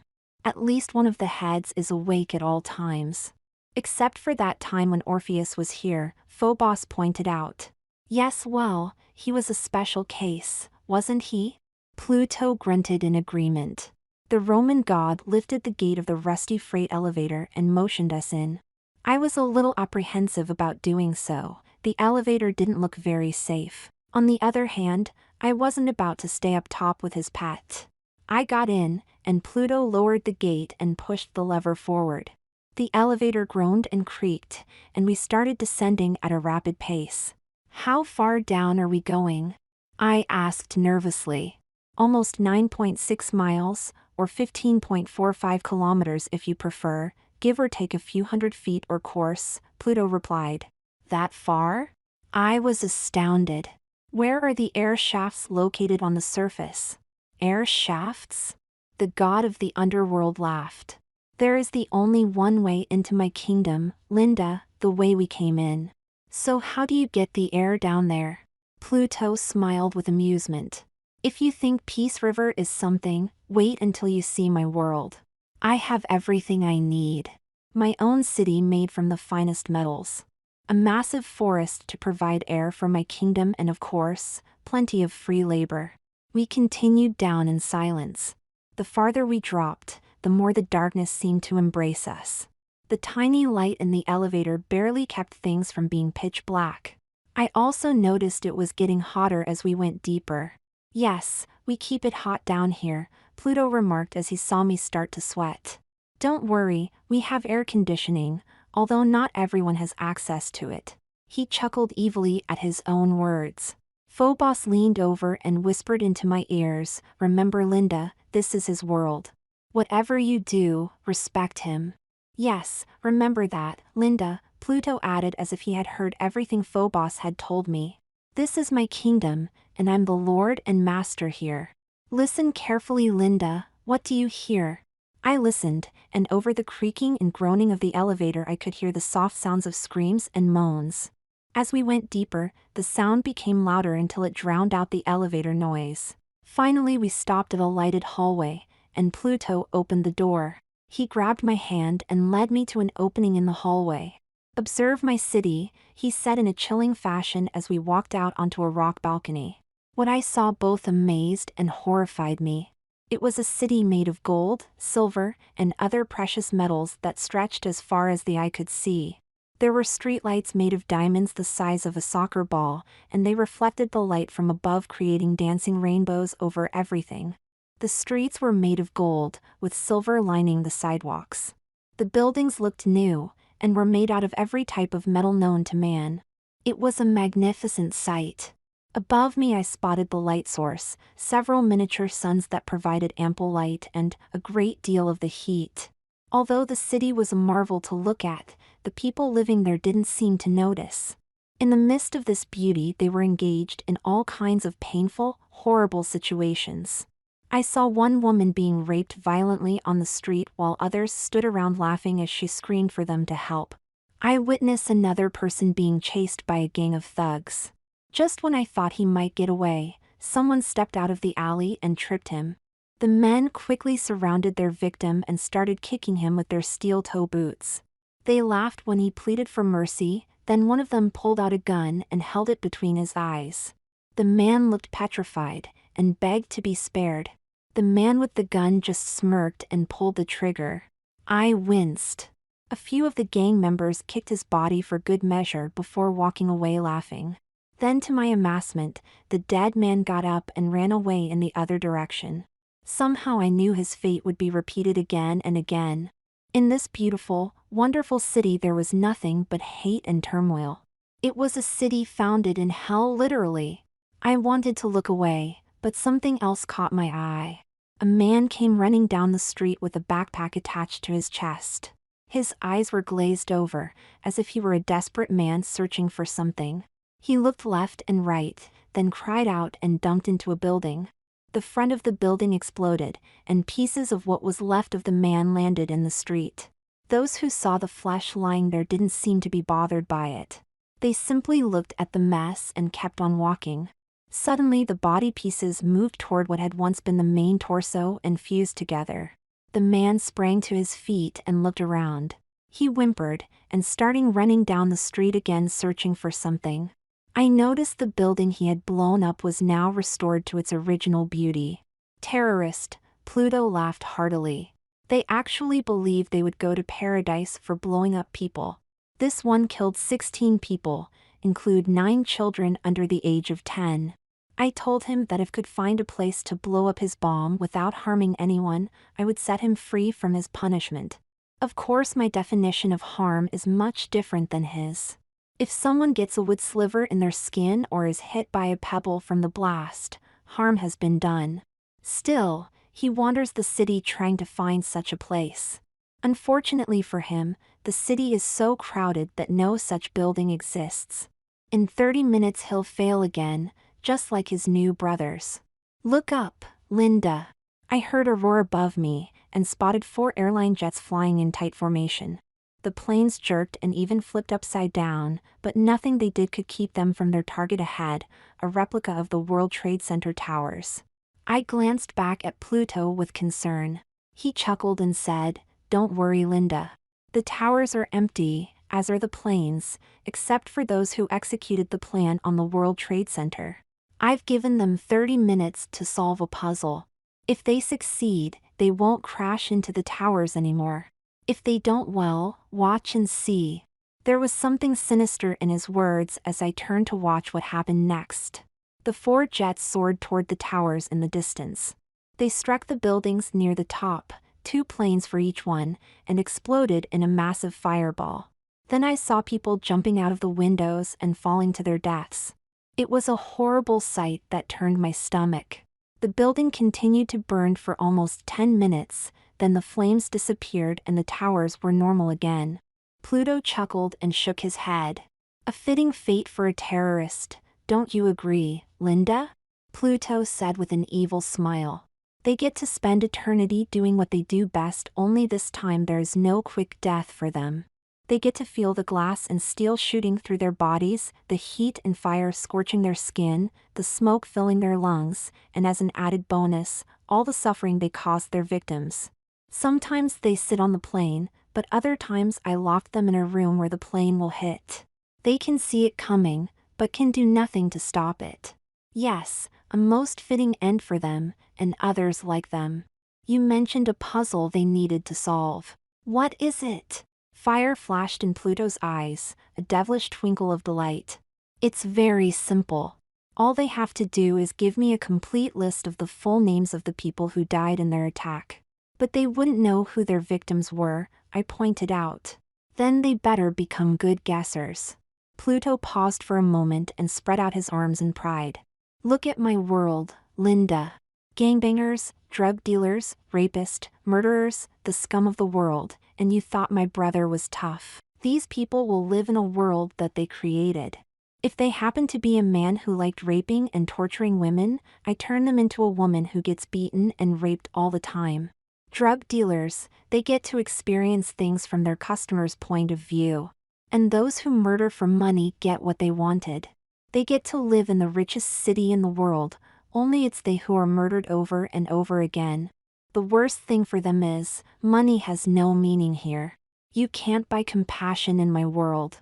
The god of the underworld seemed quite pleased with himself. I turned away in horror and mixed emotions, causing Pluto to frown. I'm sorry, I've forgotten you're not used to such sights. Come and observe another side of my world, Linda.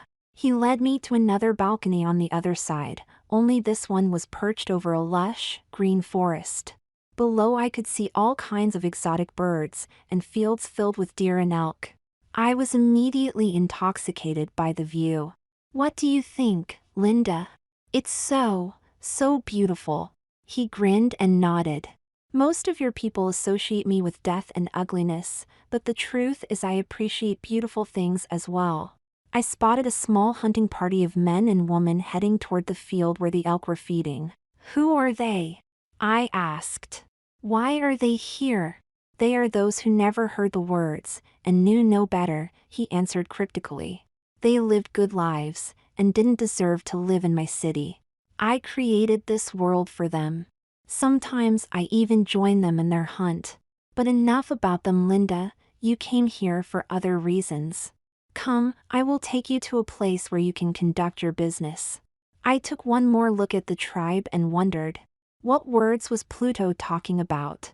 The Bible, the Quran, or some other religious book? This certainly wasn't the hell they talked about, and I didn't think the Roman god of the underworld was the devil either. So how did all these people come to live in his kingdom? Somehow I knew Pluto wasn't going to tell me even if I asked. I let the matter drop, and followed him down the long, dimly lit hallway. Maybe it was better that I didn't know the truth. It's time, Lucas told his men. Remember, we'll be jumping into the midst of them, so don't make any unnecessary noise. To our success! Lucas patted each man on the back as they walked into the portal. Finally only Crius and him remained. You're next, Crius. The old god looked a little uncertain. Don't worry, Crius. If they were waiting for us we would have known it by now. Go on, I'll be right behind you. Crius nodded and put up a brave front. The truth was he was terrified about going in. The portals had been developed while he was still locked away, and he was unfamiliar with their use. This made him uncomfortable. Perhaps he should have listened to Lucas and tried it out first, instead of waiting. The Titan god built up a wall of anger to gain courage, then stepped into the back hole. Suddenly he found himself encircled in darkness and surrounded by stars. There was firmness under his feet, but he couldn't see a pathway. Their home star appeared just above his head, and Crius wanted to reach out and touch it, but Lucas had warned him not to. To do so would burn off his finger. In the distance Crius spotted a hole in the darkness of space and walked toward it. As he did, the hole grew bigger. When he got to it, Crius stepped through the hole and stumbled on something. One of his men caught him before he fell. Let go of me, he growled, feeling foolish that he had tripped over something and made himself look feeble in front of his men. The man did as he was ordered, and Crius straightened himself up. He looked back at the portal hole and watched Lucas appear from it. Lucas touched a button on the small box he was holding and the portal disappeared. Status, he whispered to one of them. All clear, the man answered back. The lake is 100 yards that way. Follow me, Lucas told them quietly. He led them through the dense brush until they came to the lake that was one of the water supplies for the town. Formula 1, he commanded. Each man took out a half-gallon jug from their backpack and poured it into the lake. Crius watched with interest. Move carefully back to the trees, Lucas instructed them. The men did as he ordered while trying to minimize their noise. When they were safely hidden, Lucas looked at his watch. What now? Crius asked impatiently. Why did you move back? What about the second jug? The virus takes time to grow, Lucas explained, a little irritated by the question. When he had wanted to tell Cryas how the formula worked, his master wasn't interested. Now when they needed to keep their ears open and mouths shut, Cryas demanded an explanation. I don't understand, he protested rather loudly. Cryas, keep your voice down, Lucas told him firmly. Remember where we are. He sighed and whispered, the virus will take a couple of hours to spread. After that happens, we'll add the poison to the water and the virus will absorb it. In the morning when the humans come in contact with the water, it'll infect them. Depending on how healthy they are, most will be dead within 2 hours. Excellent, Cryas said with a small hiss. What about the night watchman? I see no reason to take him out, Lucas observed. After all, he's helping us by keeping the water circulating. We'll take care of him during the shift change. It's 4 now. Around 6:30 the first of the humans will be waking up for work. By the time they start dying the rest will be infected. For now we wait. At 5:30 we'll jam their communications. This will make the Olympians think they're about to be attacked, and they will rush to the perimeter leaving the interior and their people unprotected. After the poison is dropped, we'll start the pumps and head for the Valley of the Cyclopes. I just hope Rhea is true to her word. Don't worry about Rhea, she will come through for us, Cryas noted with satisfaction. The old god sat back against a tree and rested, a small, evil smile planted on his lips. Everything was going as planned. Soon the war would begin. How do you feel about what you saw? Phobos asked curiously once we were alone. Pluto had dumped us in a windowless room, thankfully air-conditioned, and ordered his men to bring us Leo and Atlas. After showing me how the security system worked, Pluto said he had other business to attend to and bid me goodbye. I was thankful he was gone. I shook my head slowly at the question. These people got what they deserved, yet I feel no joy in the punishment they received. Of course you don't, Phobos stated honestly. That's what makes you different from them. They relished in the pain they handed out to others. They embraced it like a drug. If the tables were turned, and it was you and not them being punished, they would find it most amusing. That doesn't make me feel any better, Dan. It's not supposed to, Linda. Sometimes the truth can be just as painful as the lies. Pluto is cruel, I stated bluntly. He enjoys his work too much. The Roman god nodded in agreement. Perhaps you're right, Linda, but if he didn't enjoy it he couldn't carry out what was needed to be done. Look at his world like you were ordering a hamburger, Linda. You want the meat to be available, but you don't want to know how the cow is butchered. Likewise you want evil people like Osama bin Laden and Adolf Hitler to be punished for their crimes, but you don't want to see or know how it's being done. Someone has to be the SOB who carries out the punishment, and that someone is my uncle. Would you rather have them not punished for what they did? No, I suppose not, I expressed truthfully. You're right, Dan, I want them to be punished, but I don't want to know the details. Phobos just smiled. As I said, Linda, you're not like them. You have compassion and empathy for others. They never did. Another thought crossed my mind. If Jupiter hadn't stepped in, I would have ended up here, wouldn't I? Most likely, Phobos explained. You were a murderer, at least the instigator to them. When my grandfather pointed out your crimes, you saw the errors of your ways. You pleaded for forgiveness with your God, and made a commitment to change your ways. Damn, I said softly. Every time I try to dislike the man, I find another reason not to. Phobos chuckled. Good Linda, you're learning. Most people are not just good or bad, they're in between. They can be kind one moment and harsh the next. So can the Titans, and dare I say this too loudly, our people as well. However, very few are really all bad. But some are? Yes, Linda, some are, he said with a straight face. Like who, Dan? He sighed. I think it's better if you find that out for yourself. After all, it's only my opinion. I value your opinion. Phobos smiled. Thank you, Linda. I value your opinion too. But this is something you need to figure out on your own. By the way, Do you want me to leave when they bring in Leo and Atlas? Not really, but it might be better if you did. They might not be as open if you're here. Then I'll wait outside the door. Just remember, if you need help, push the button underneath the table twice. We'll be in before you can remove your finger.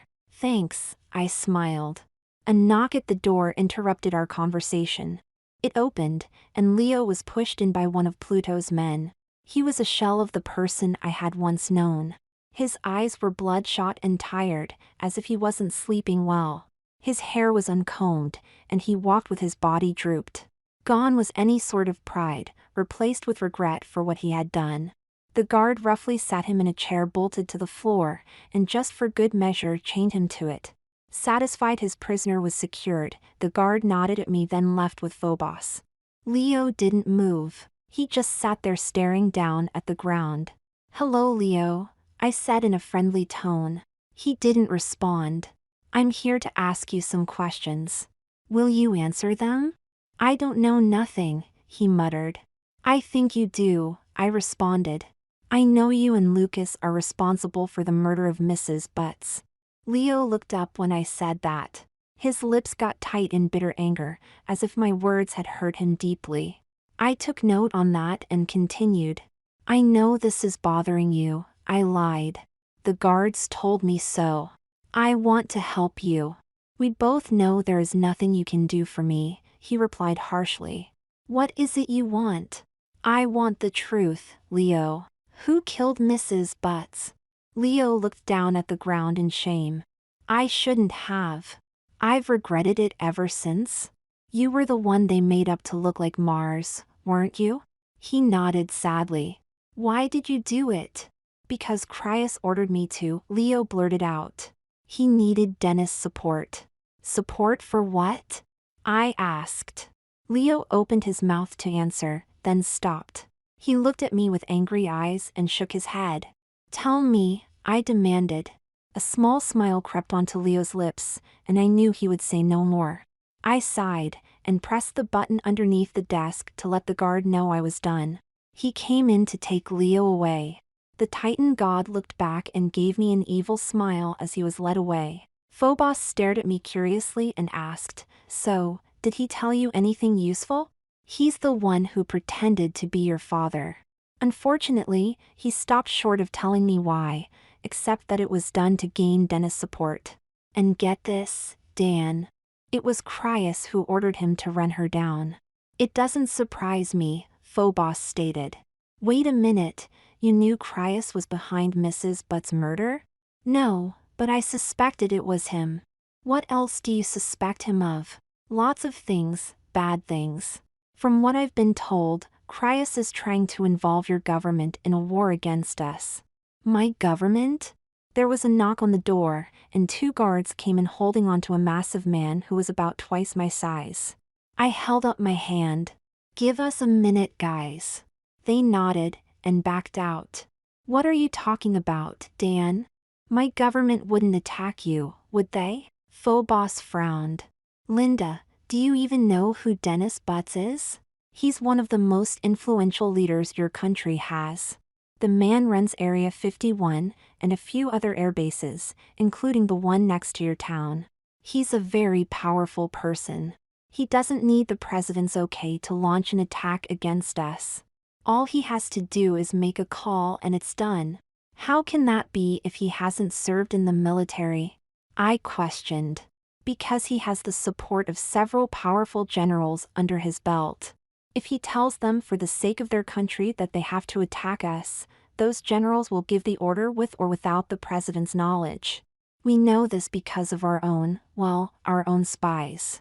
"A shadow government," I whispered. "Worse," Phobos pointed out. "A shadow government can run things from behind the scenes.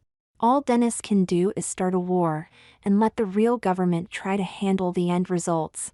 The president would never allow that to happen," I stated. "He would stop those planes from attacking Peace River." "How?" Phobos asked dryly. "By attack those planes with other planes? What are the odds of that happening?" "Oh shit," I respond when I realized he was right. Now you know why we're so concerned about this. With Dennis' support, Cryas could destroy the world as we know it. I shook my head at the sudden realization at what was being said. Is Cryas mad? No, Linda, just a dark titan caught up in his past glory. You'll find out what I mean when you talk with Atlas. He was under Cryas' command, and may provide you with more clues as to who you're really dealing with. Phobos opened the door and motioned the guards in. They pulled the massive man inside and sat him in a chair. Unlike Leo, he didn't look broken. However, I did notice compassion in his eyes for me. Was he a gentle giant behind all those muscles? The guards chained him securely to the chair and left. Phobos followed, closing the door as he exited. I stood and faced the massive titan, who was eyeing me with great interest.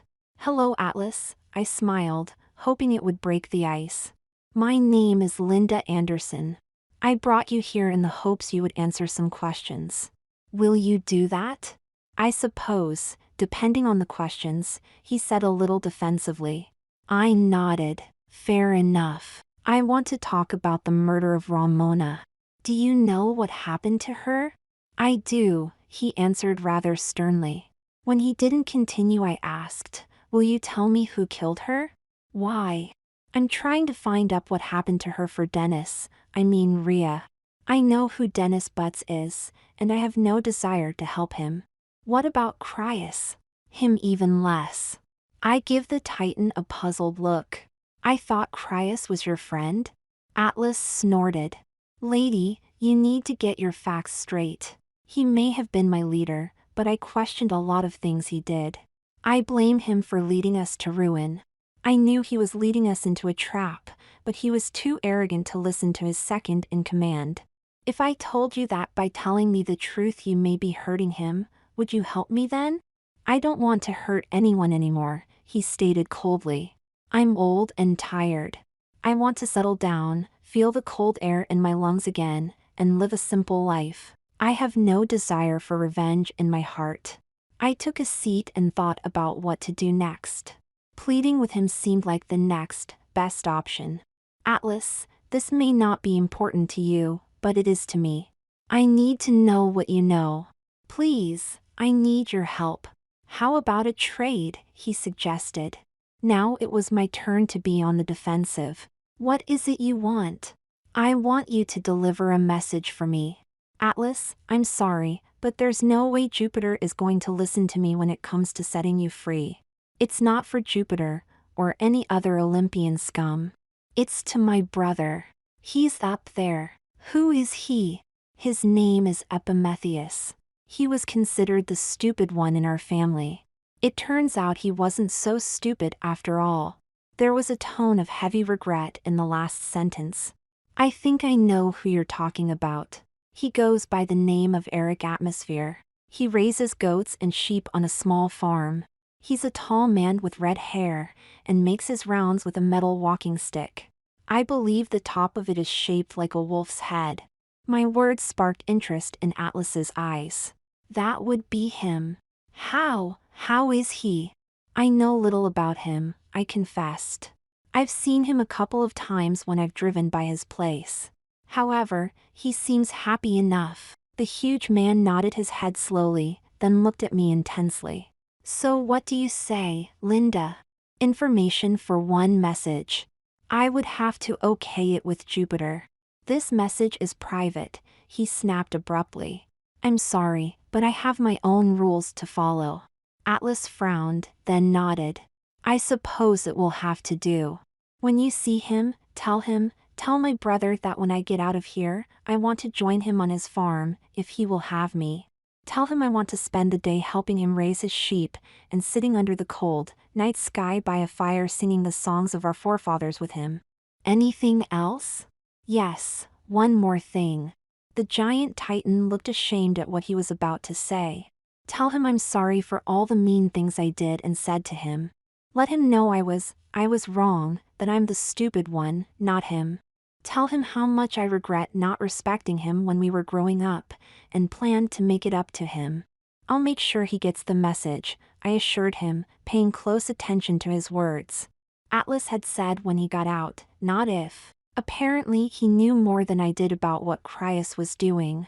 "Thank you," he said with strong emotions. For a moment I thought he was going to cry. "Don't thank me yet," I replied. "We have a deal, Atlas, and I want you to keep your end of the bargain." What happened to Ramona? This time tears did formed in the huge god's eyes. "You have to understand, I loved her," he stated softly. "Ramona was a lovely lady, but unfortunately she had her eyes on power. She desired to be a powerful goddess like her mother. That's why she was seeing Jupiter. She wanted to become one of them. So you killed her in anger," I interjected. He glared at me with rage. "Didn't you hear me? I said I loved her. I confronted her, yes, but I didn't kill her. That was someone else." "Who?" "I'm getting to that," he replied impatiently. "After Jupiter left that night, Crius and I went inside to talk with her. This time Crius approached her. He wanted her to join our cause. He figured if she did, Rhea would follow to protect her daughter. But Ramona refused and told us to leave. That made Crius angry, and he argued with her. When she threatened to tell Rhea what he was up to, Crius, it was too much for him. He had risked everything for this war and wasn't about to see it slipped away. He started hitting her. She screamed for him to stop, but he didn't. "And you just stood there?" I asked in angry astonishment. "I thought you loved her." "I did," he hissed, then caught his temper. I was also hurt, seeing her give her love to that Olympian. My heart went cold, and I was enjoying the punishment Crius was giving her. Maybe I thought it would make her realize who she was. Then Crius stopped hitting her and pulled out a knife. At first I thought he was trying to scare her.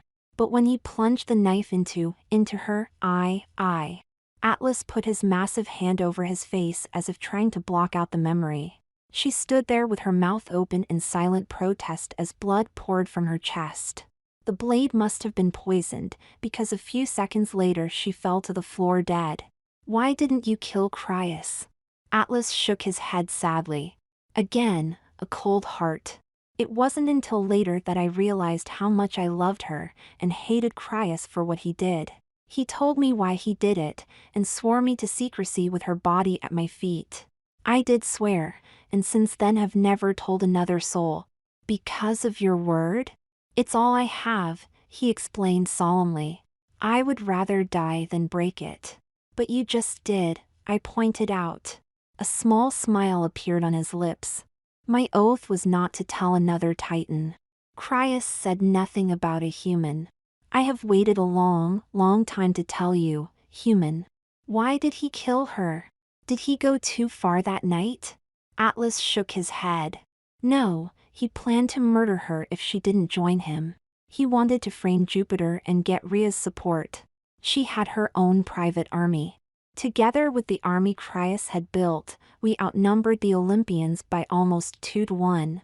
Unfortunately, thanks to Crius blundering, almost 3/4 of them were ambushed at sea." "I've heard the story," I interrupted. "What about the new war Crius is planning?" "Sorry," Atlas said grimly.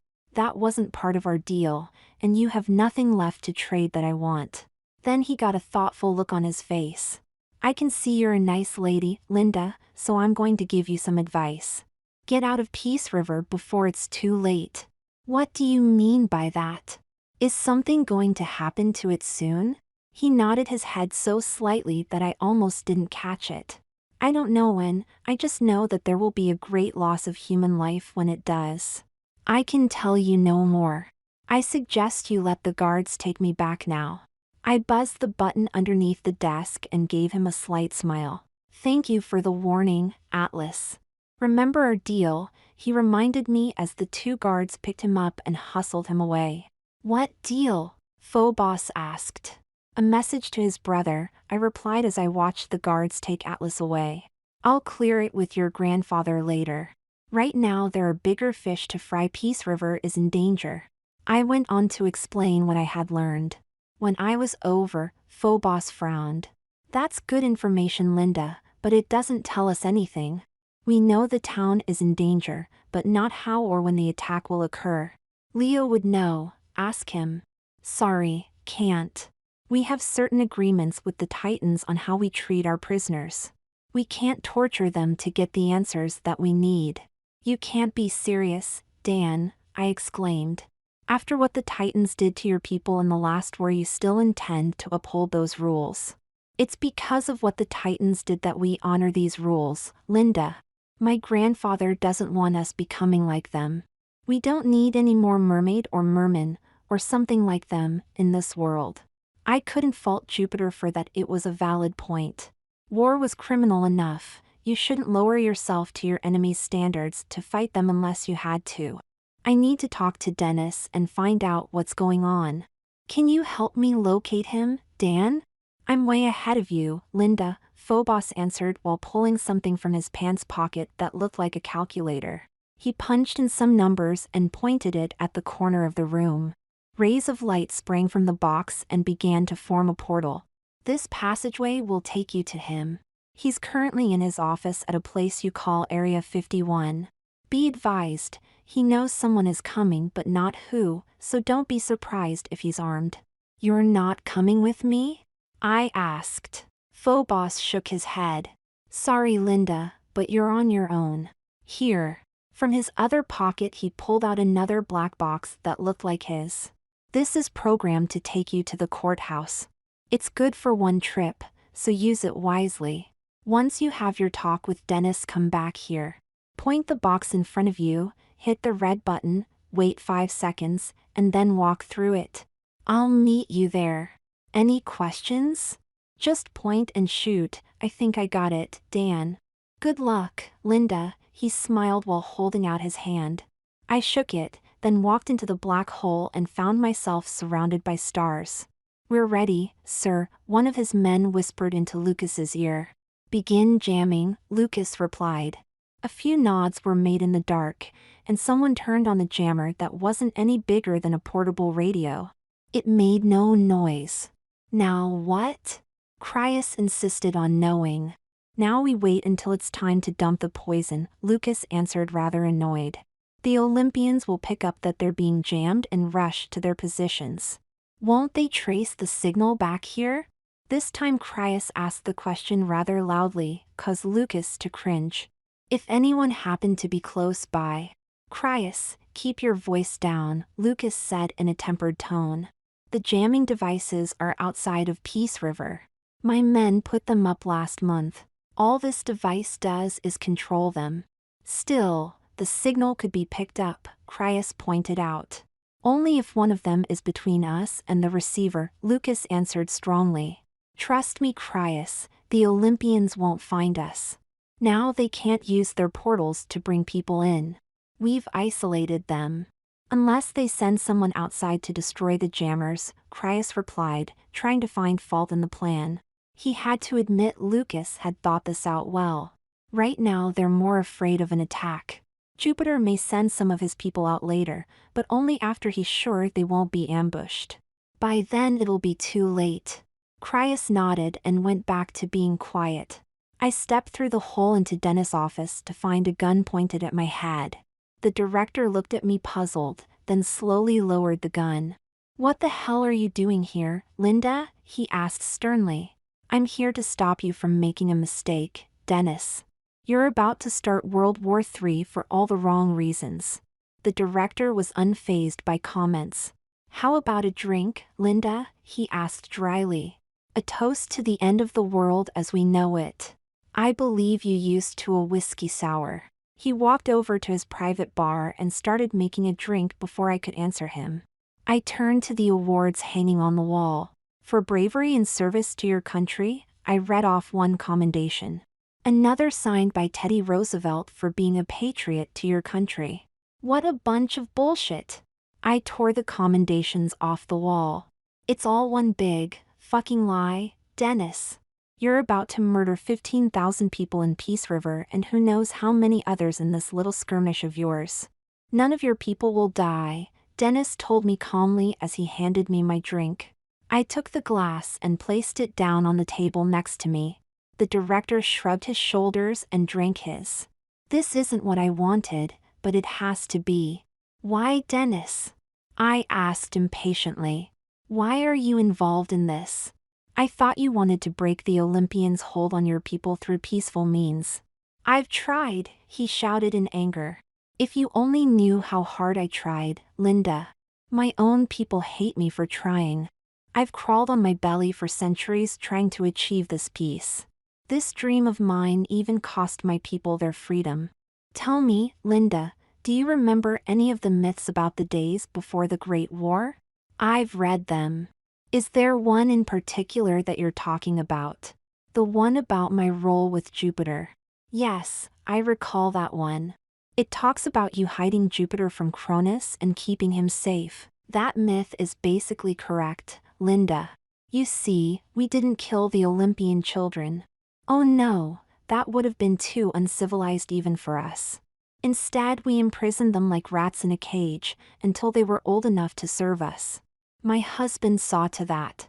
When I witnessed how they were being treated, I couldn't bear it anymore. Nothing would change Cronus's mind, not even my begging. So I took matters into my own hands.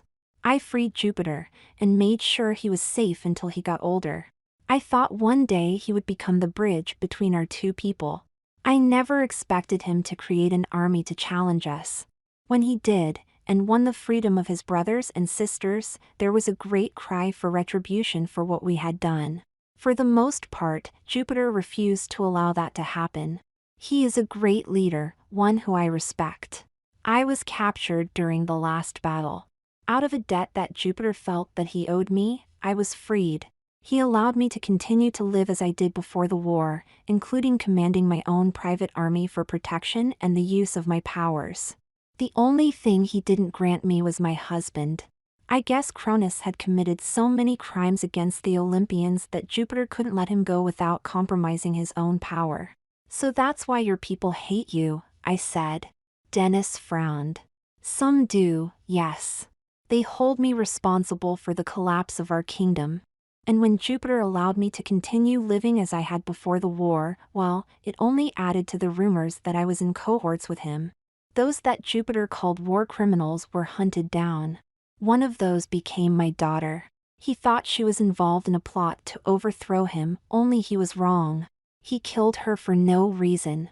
When I found out, I went insane. Let me guess. It was Cryas who told you what happened. Yes, that's correct, Dennis answered curiously. He was one of the few who stuck by me after the war. Because of that reason, I felt I owed him, and when Jupiter murdered my daughter in cold blood, I had nothing to lose. After we lost, and my followers were banished to the caves below, Jupiter was in a quandary about what to do with me. He knew if he sent me to Tartarus they would kill me, and out of his loyalty to me for saving his life he couldn't that. Instead, he decided to punish me by making me live the last 10,000 years as a human. And for that reason you're willing to murder everyone in Peace River to hurt him, I hissed. Murder? Dennis replied sternly. As I told you before, Linda, none of your people in Peace River will be harmed. In fact, after this is over I plan to free them. That's where you're wrong, Dennis, I answered and moving closer. Cryas has been playing you like a puppet all these centuries. It wasn't Jupiter who killed your daughter, it was Cryas. And it wasn't Mars who murdered your wife, that was Leo made up to look like Mars, under the orders of Cryas. You're lying, Dennis stated angrily. Either that or you've been deceived. Have I, Dennis? I pushed bitterly. I talked to Leo and Atlas personally. Atlas was there when Cryas murdered your daughter in cold blood. Cryas did this to get your support in the last war. No. Dennis shook his head violently. No, I can't, I won't believe that. If that's true, then why didn't Atlas tell me himself? He had plenty of opportunities to do so. Because he gave Cryas his word, Dennis, and you know how damn important as a Titan your word is. Fortunately, Atlas didn't promise Cryas that he wouldn't tell a human. He also mentioned something about a great loss of life in Peace River when things go down. You're making this up, Dennis insisted. Cryas is my friend, he wouldn't do that. Cryas wants revenge against the Olympians. He doesn't care who gets killed in the process. All he wants to do is to start a war with them. Victory over them at any cost. Dennis, do you really think he's concerned about the lives of those living in Peace River? He promised. He lied. I yelled, pushing my finger against his chest. He lied about your daughter, your wife, and this new war of his. I suspect he even has a plan to blame Jupiter for the deaths of the people in Peace River. If you don't believe me, take my hand and listen to what Leo and Atlas has to say. I held it out, but the director refused to take it. No. I can't believe any of this, he repeated. Can't or won't, Dennis? What's the matter, Rhea? Is your pride getting in the way? You can't stand the thought that a human knows more about what's going on with Cryas than you do? Take my hand and find out the truth, or are you afraid? Bitter rage appeared on Dennis' face, and he grabbed my hand. Show me, he hissed. Slowly the room around us faded as I brought him back to my interviews with Leo and Atlas. It's time, Lucas told his men. One at a time, go. The first man slowly made his way down to the lake's edge and poured his poison in. When he was finished, he came back and the next person did the same. Cryas looked on impatiently and asked, why aren't they going down at the same time? It gives the poison time to mix with the virus, Lucas replied, annoyed that Cryas was talking in a regular tone again. Didn't he understand that they needed to be quiet? This way the pump pulls the poison away and brings in a fresh batch of water to contaminate. We tested the current prior to this, and found that 30 seconds was long enough. After we're done, we'll take out the night watchman and switch the town's water flow to this lake. There's more than one? Cryas asked in astonishment. There are 4 lakes, Cryas, Lucas explained in a whisper. The water department switches between them to keep the levels high and test the purity between uses. We discovered they have a problem with salt water from their river creeping into their fresh water supply. This water is supposed to be used later on this morning. We just intend to switch over to it a little sooner. And then the battle to finish the Olympians starts, Cryas sang out in joy. The last battle in a war that shouldn't have happened if Rhea hadn't been so soft. How fitting that she was now the key to their end. By tonight Peace River and the Olympians would be destroyed. Let's hope so, Lucas agreed cautiously. Cryas frowned in disapproval. You don't think this plan will work, Lucas? Only if Rhea does as she is supposed to. She will, Lucas. She will. The old god chuckled at how he had used her once again. Slowly the room faded back into view. Although I couldn't see his face, I could feel Dennis' grip get stronger as Leo and Atlas talked about the murders. When it was over, Dennis released my hand and paced his office in shock and rage. He did it. He murdered them, Dennis said to no one. He's about to murder even more people if we don't stop him, I pointed out. What's Cryas up to, Dennis? The director stared at the wall as if deciding what to do. Finally he said, Cryas developed a serum that will put all the humans into a dreamless sleep. Oh, it's dreamless all right, I agreed. You can't get any more dreamless than death. He swore to me that they wouldn't be harmed, Dennis stated as he labored to regain control of his senses. His entire world had just been turned upside down. Was it the same oath he gave when he swore it was Jupiter who had killed your daughter? Was it the same oath he used when he told you it was Mars who had murdered your wife? Don't you see, Dennis? He's going to kill those people, his word be damned. My God, the director replied in bewilderment. Then he caught his senses and got angry. I will deal with Cryas when this is over. I grabbed Dennis by the collar and swung him around violently. What do you mean when this is over, Dennis? You have to do something now, or 15,000 people, and probably a whole hell of a lot more, are going to die a needless death. Dennis shook his head. It's too late, Linda. By now Cryas has jammed their communications and portals. Besides, even if I did get through to Jupiter, he wouldn't believe me. There's nothing I can do for the people of Peace River, Linda. But I promise you this, I will avenge their deaths. That's not good enough. I yanked on his collar a little harder. You helped start this war, Dennis, and by God you're going to stop it. What can I do? He replied. The poison is in the water by now. You're going to make sure it never reaches the population. I happen to know a little bit about how their water system works. There's a pump house that controls everything. We're going to go there and shut it down. Dennis' eyes got wide at the suggestion. I can't go there. Do you know what Jupiter will do to me if he finds me? Even if I am trying to save his town, he will still lock me away for breaking our agreement. I don't give a fuck. I screamed, pulling him even closer. I will not let 15,000 people die a meaningless death over a pack of lies. Was that your vision, Dennis? To have everything you worked so hard for destroyed in a senseless war meant to feed someone's ego? We both know it won't end with Peace River. Andersonville will be next, then maybe something bigger like Chicago, Cincinnati, St. Louis, or New York. From there it will spread, until no town or city in the world is spared. Is that your dream, Dennis? That is not my dream, he yelled. Then do something to stop it before it's too late, I screamed back. Dennis stared into my eyes, and I could see his fear. Going to Peace River would be his death sentence. Right or wrong, if he sided with the Olympians this time, his people would never trust him again. He would be disgraced and branded a traitor, and that would be the start of his troubles.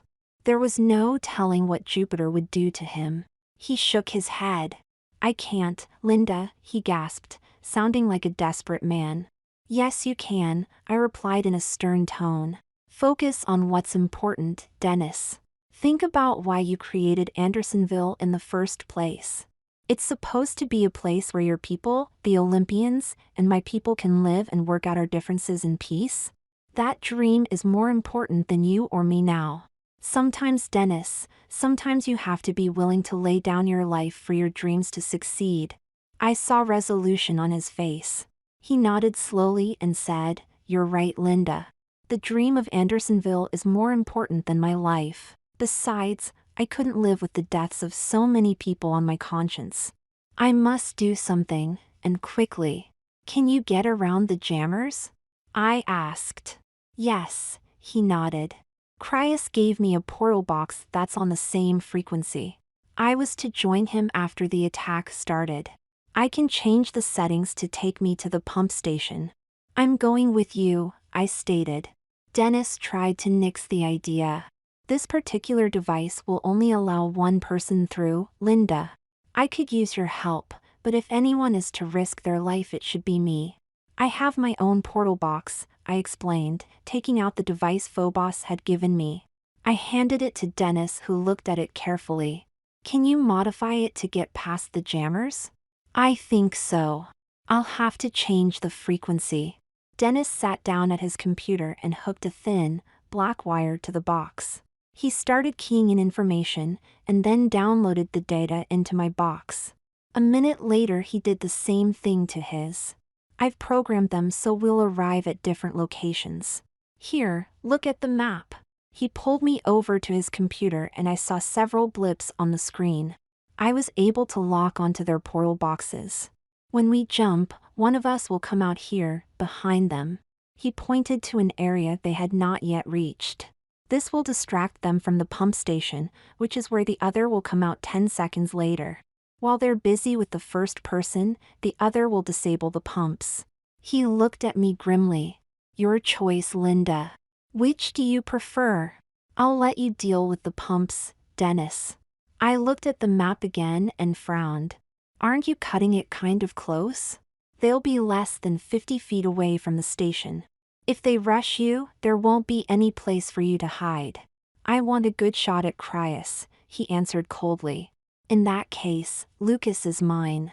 I never did like the son of a bitch. Dennis grabbed my arm and looked at me more serious than he ever had before. The words he spoke next were just as grave. There are plenty of trees in the area, Linda, so don't be afraid to use them. I know the men on this mission, and they aren't good shots. If you stay covered, you'll be fine. Remember that you're getting married soon, so don't be a hero. Just make sure you remember that too, Dennis. I don't want to be attending any more funerals before my wedding. The director smiled slightly. I'll do my best. Let's get armed. Dennis walked over to a picture hanging near his coffee machine and took it down. Behind it was an alarm pad that he punched a code into. Part of the wall retracted, revealing several weapons. Dennis took one down and handed it to me. Place the firing power on 5. It won't kill them, but it'll knock them senseless until the Olympians arrive. Let me have that too, I said, pointing to a smaller gun.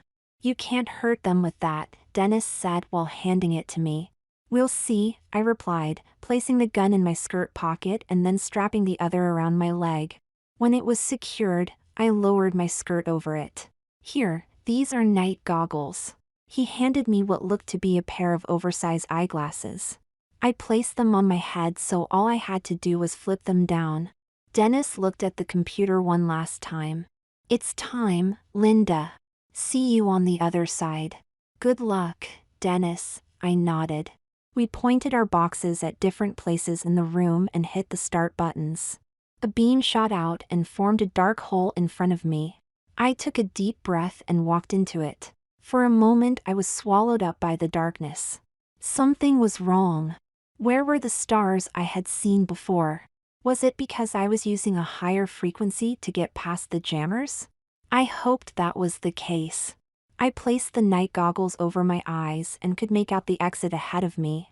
I stepped through the hole and found myself behind a large tree. My arrival caught their attention because I heard footsteps in the distance that suddenly came to a stop. I pulled the small gun from the pocket and looked around. The goggles were amazing. Except for everything being green, it was like seeing in daylight. I searched in the direction they should have been, but could only see the pump house.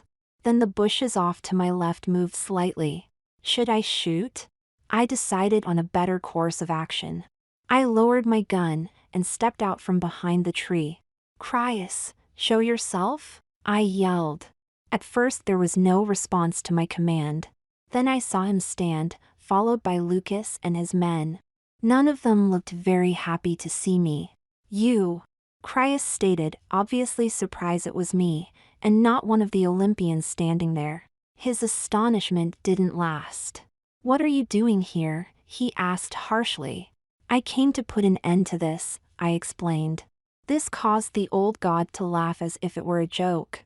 Lucas, however, didn't seem to find the situation funny. He shifted nervously and slowly raised his gun at me. Cryas knocked it down. Don't shoot her, the Olympians may hear, he reminded him. Besides, one human female is no threat to us. Lucas didn't seem reassured by his leader's words. Continue to the pump house, he ordered 2 of his men, never taking his cold eyes off me. As I watched them go, I prayed Dennis wasn't caught off guard. Come to me, little girl, Cryas said in a belittling tone. Come to me, and I'll make sure that my men don't harm you. Go to hell, I snarled back. I heard the sound of 2 zaps in the distance followed by heavy groans. The men Lucas had sent forward fell backwards out the door. Lucas spun around, his weapon drawn and fear on his face. Dennis stepped out the door holding his own gun firmly in his hand. The expression on his face showed he meant business. You Mako traitor, Lucas cursed while pointing his gun at Dennis. This is between Cryas and myself, Lucas, Dennis announced bitterly. I was going to shot him in the back for what he did, but then I'm not a cold-blooded murderer like he is. Leo murdered your mate, Cryas volunteered, ignoring the fact that it had been under his orders. If you have a beef with someone, it's with him. I'm talking about my daughter, Cryas, or did you think I would never find out it was you? Dennis hissed. You murdered her to gain my support in the last war, just like you ordered Leo to murder my wife so I would help you in this one. Is this true? Lucas asked, bewildered. He lowered his gun and stared at Cryas in a questioning manner. Was it you who murdered Ramona? Lies made up by Jupiter to cover his own crimes and divide us, Cryas stated like a politician fighting for his life. Except it wasn't Jupiter who told me who murdered her, it was Atlas, I informed them. The men who had followed Cryas on this mission now looked at each other in confusion. Our laws are clear, Dennis cut in. When one Titan takes the life of another Titan, the family has a right to seek revenge on that person. Settling old differences on Olympian ground is neither the time or place, Cryas told Dennis. We can resolve this matter later, when the mission is over. What's the matter, Cryas? Dennis mocked in an insulting manner. Afraid to face a true warrior in battle? It's a lot different than killing defenseless women, isn't it? Tell me, did you enjoy beating my daughter before stabbing her? Cryas' men stepped away from him, and the old gods saw he was losing their support. Yes, I did, he admitted defiantly. Every blow was for my family and friends you betrayed, Rhea. You helped Jupiter overthrow us. As your reward, he continued to let you live the way you had before the war while the rest of us suffered. You turned a blind eye to our enslavement, and preached tolerance and patience to those who suffered the most. Well, we will not suffer one day longer. Today we will free our people from the Olympians' evil clutches once and for all. You talk about revenge, Rhea. Cryas took a step toward Dennis. It is we who should seek revenge against you for the crimes you committed against us. A small murmur ran through his men, and it didn't take a genius to see that Cryas was winning them back by bringing up old hatreds and injustices. I decided it was time to upset the board. Not another step, Cryas, or I'll shoot. I stated coldly, pointing my smaller gun at him. The old god turned and looked more bothered than concerned over my threat. You can't hurt me with that gun, little girl, he said with a patronizing smirk. Give it to me, before you shoot your foot off. Maybe I can't hurt you with this gun, I answered with a slight smile. And then, maybe I can. I pointed the gun up at the sky and fired. A small tracer rose high into the air and exploded into a display of colors. Flare! Lucas cursed as he swung his gun around to shoot me. Suddenly bolts of energy came flying in and struck one of Lucas's men. The man yelled and fell to the ground. Take cover! Lucas screamed. His men didn't have to be told twice. They jumped behind the trees and started returning fire in all directions. Lucas took a few wild shots at me, but I was able to duck behind a tree. Mercury, I smiled, pulling out my other gun. Only he could have made it here so fast. I just hoped the others would join him soon. I popped back from around the tree and added a few shots to the firefight, hoping none of Jupiter's people would mistake me for being one Cryas men. I looked over at the pump house and saw that Dennis had taken cover behind a log and was also shooting at them too. I prayed he would be okay. We're surrounded, Lucas told Cryas as a blast landed just inches from where he was hiding. No, it's just Mercury running around us, but more will come. We have to get to the pump house and finish the job. There's no way we can get there, Lucas answered while taking a shot at the parameter. Mercury would take out half of my men if we try, and Rhea would gun down the rest of us. We have to move away from here and make our escape. No, Cryas screamed. We can't back out now, not when we're so close to victory. Without Rhea's support there'll be no victory, Lucas shot back. Cryas looked into Lucas' eyes and saw defeat. His dream of glory died. The old god wanted to yell and charge at Mercury, but now was not the time for irrational behavior. If the mission had failed, Cryas had to make sure he wasn't taken. I have a backup plan, cover me.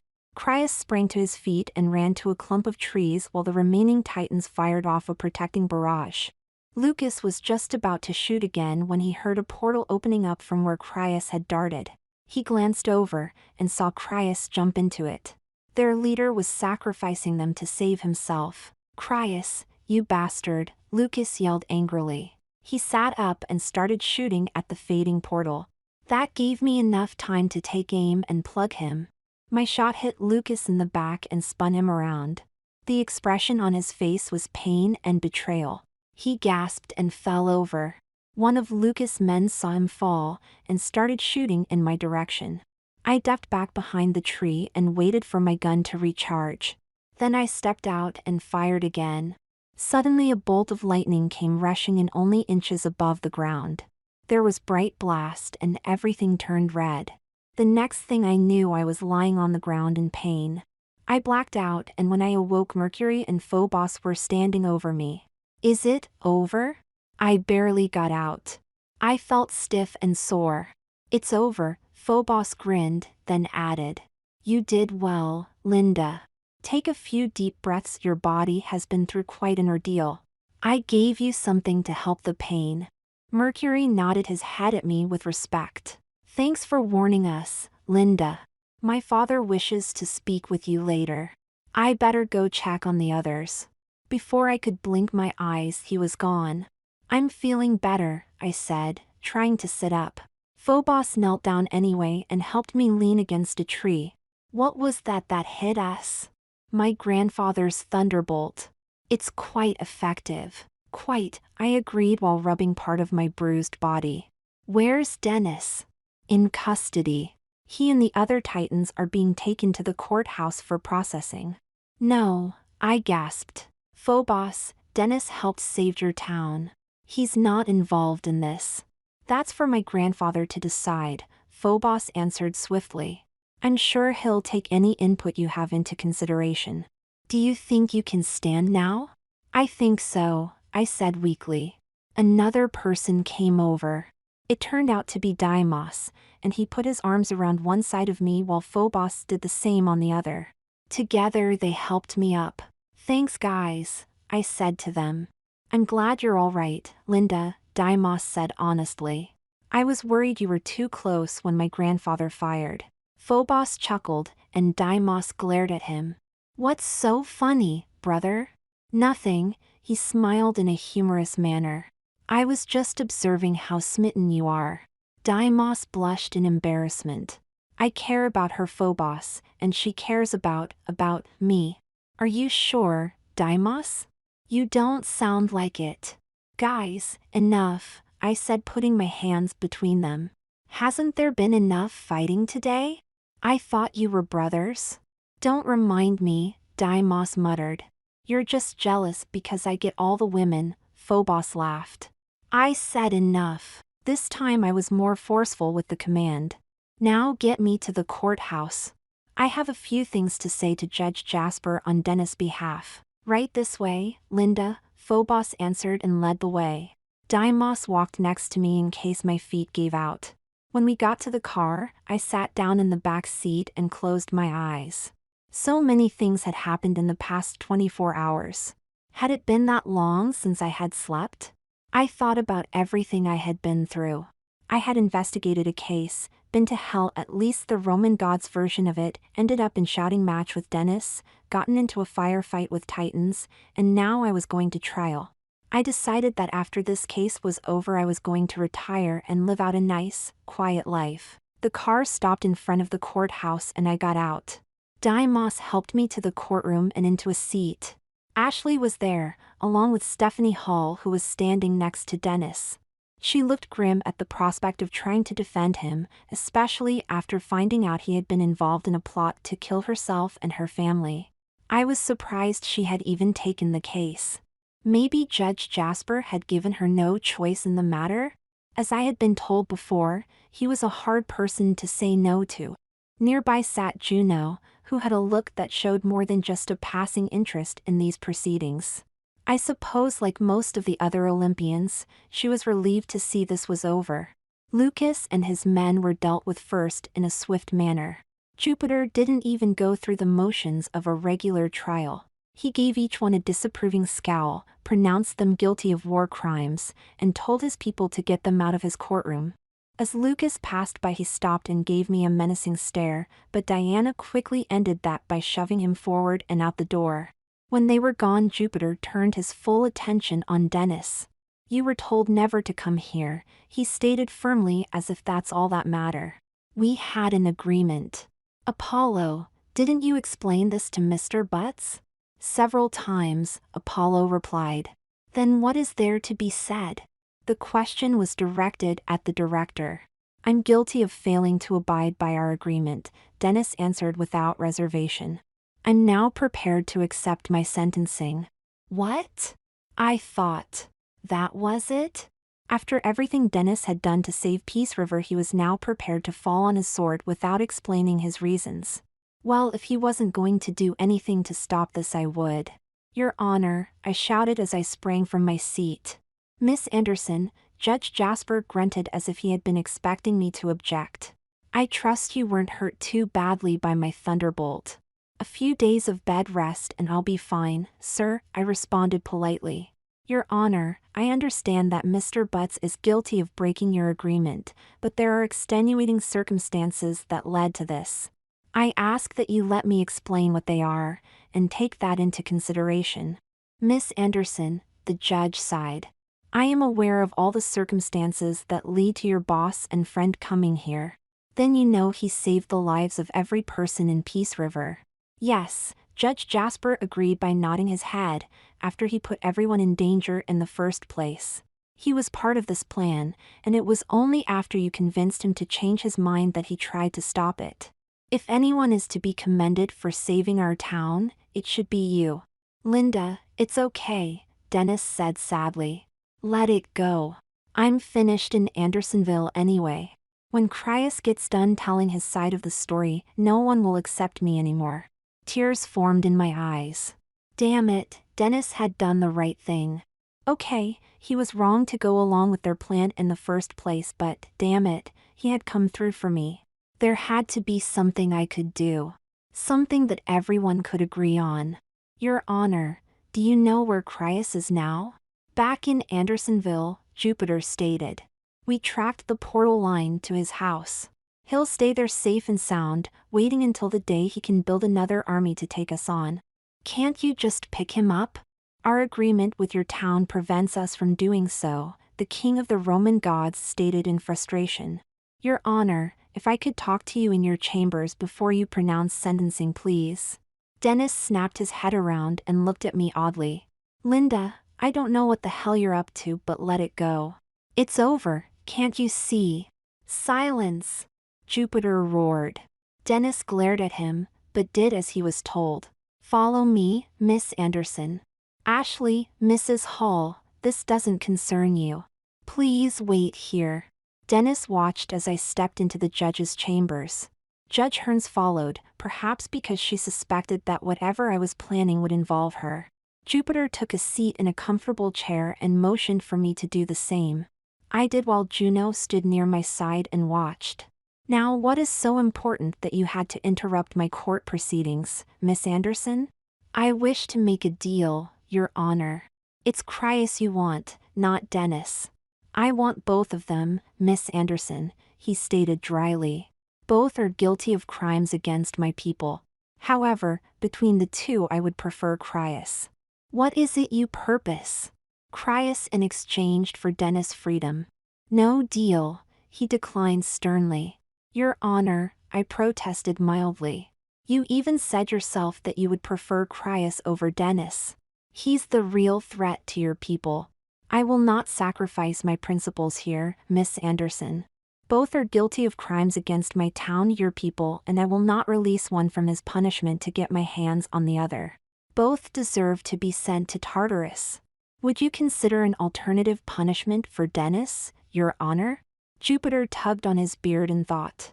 Yes, that would be acceptable. A new holding area could be created outside of Peace River. However, my patience grows thin. You would have to deliver Cryas to me within the hour, and I doubt he is simply going to come with you if you ask. I won't be asking, I told him. June looked at me carefully, as if sensing whatever I was up to she wasn't going to like. Judge Jasper, if you will do me the favor of letting me speak to Judge Hearns in private.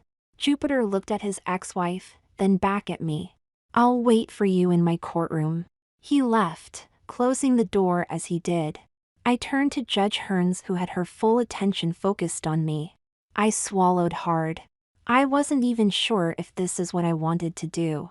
I knew if I did, there would be no turning back. June, I can't take Cryas on in my current condition. I can't send someone to help you drag him out of my town, Linda. I don't know what I can do to help. She stared at me with her big, brown eyes, questioning what I was up to. I only have to get him to Olympian property, I explained. She nodded, understanding what I meant. So what do you want from me? She asked in a suspicious tone. I think you know, June. I need to be stronger, like I once was. Her lips grew tight, and for a moment I thought she was going to explode. I had heard Juno had a bad temper, and at times had seen brief glimpses of it. Now the full fury was starting to build. Surprisingly, the next words out of her mouth were rather calm. I told you before, I won't have you switching back and forth. You're Linda Anderson now, not Tom McLean. In a few weeks you'll be Mrs. Linda McLean. Isn't it enough to be getting your old name back? This isn't about me, June, it's about helping Dennis. He risked everything to save my people. I can't turn my back on him when he needs me more than ever. You should consider the punish he'll receive if you succeed, Linda, and determine if it's worse than being sent below with his own people. Dennis may be happier there. I've seen the place he'll be going, June. I can't believe anyone could be happy there. Besides, his own people will kill him once the news gets out. He's not safe there. She shook her head slowly. No, I won't do it. You're Linda Anderson now, a single, attractive young woman. Why can't you accept that? Why do you resist it? I noticed Juno's mood changed from anger to sadness. Can't you see how much you mean to me? Why can't you be happy being who you are? I don't understand, June. Why is it so important to you that I not only remain Linda Anderson, but also be happy? Judge Hearns looked away, but I swore I saw a tear fall from her eyes. Did you ever fall in love with someone, Linda? I mean, really love and cherish that person deeply? Yeah, a few times. Is that how you feel about me, June? Doesn't it show, Linda? Yes, I care about you deeply. Not in a romantic sense, but in a caring role. When I see you happy, I'm happy. These past few months, seeing you getting ready for your wedding, has been time I wouldn't trade for the world. You've become like a daughter to me. But why? I probed. Why me? What's so special about me? Nothing, and everything, she stated. Everyone is special in their own way. My love for you started when I first arrived, and learned how you stood up to the old goat. Then, as I got to know you better, well, I just fell in love with you. I wanted to help you grow beyond what you had limited yourself to. But not as Tom McLean, I pointed out. She shook her head sadly. I don't have good relationships with men, Linda. I don't hate them, but I don't trust them either. This makes it hard for me to get close to them. You would have to know my history to understand why. I know Judge Jasper was unfaithful to you, June. That doesn't mean all men are going to, excuse the expression, screw you over. Most men are very respectful of women. It's not just Jupiter, she told me. Linda, I really, really do love you. If I've seemed hard on you in the past, it's only because I wanted you to become a better person. You have grown, and I'm proud of you. I cherish the time I spend with you, but if you were a man, things would be different. I couldn't enjoy that time because of that mistrust. I walked up to her and put my hand on her shoulder. Knowing what I knew only made this harder. I didn't want to lose our friendship any more than June did, yet she was indicating that would happen if I did go through with this. The truth was I was happy being Linda Anderson. My male side may have hated the idea at times, but the reality was that I was happier than I ever had been before. So why was I giving this up? Just so I could save Dennis Butts from a punishment he most likely deserved? Hadn't he told me not to try? Hadn't he also helped bring the world to the brink of disaster? The answers to these questions were yes, so why go back? I knew why. As much as I loved and respected Juno, I also cared and respected Dennis just as much. Not doing all I could to help him, after he had risked everything for my world, would be something I would always regret. I couldn't live with that. I looked into the judge's eyes and said softly, June, you talk about me growing with your help. I can see what you've done, and appreciate it so much. But isn't it time you do the same? You can't keep going through life not trusting someone simply because of their gender. Isn't that just as bad as judging someone based on their skin color or religious beliefs? Maybe it's time you started trying to get over this mistrust. June shook her head. I can't, I've tried, Linda. I've never been able to get close enough to a man to have that bond that I do with women. You already have that bond with me, June. Even though I'll be a man, I'll still be me, the person you fell in love with." She didn't look convinced, so I played my next argument on her. "June, we humans have a saying. If you love someone, set them free. If they come back to you, then they are yours. If they don't, then they never were. June, I do love you. If you love me, really love me, you have to let me go." Judge Hearns stared out the window in silence, weighing everything that had been said. Finally she asked, "Is this what you really want, Linda?" I bit my lip hard. I had been dreading this question, but I decided to answer it honestly. "No, June, it's not. I'm screwing up a good life, and it's hard to think that this is the right thing to do. But I know that once I become a man again, I'll be just as happy, maybe even more so, than I am right now. It's the rebuilding of my life I'm not looking forward to. If you're asking me if this is the right thing to do in the long run, I'm going to have to say yes. Deep inside, I always have been and will always be Tom McLean." She continued to stare out the window, unfazed by my answer. Had I reached her? I could see her head nodding ever so slightly. She slowly turned to me. "If this is what you want, Linda, I won't stop you. Stand still." She started to raise her hands, but I stopped her. "I would like to request one last favor, June." "What is it, Linda?" "Delay my change for a few seconds." "Very well," she agreed, and went through her usual procedures. This time a pink ball of light rose from her hand and struck me in the chest. She looked at me and said, "Your transformation will begin in 10 seconds. Why did you want me to wait?"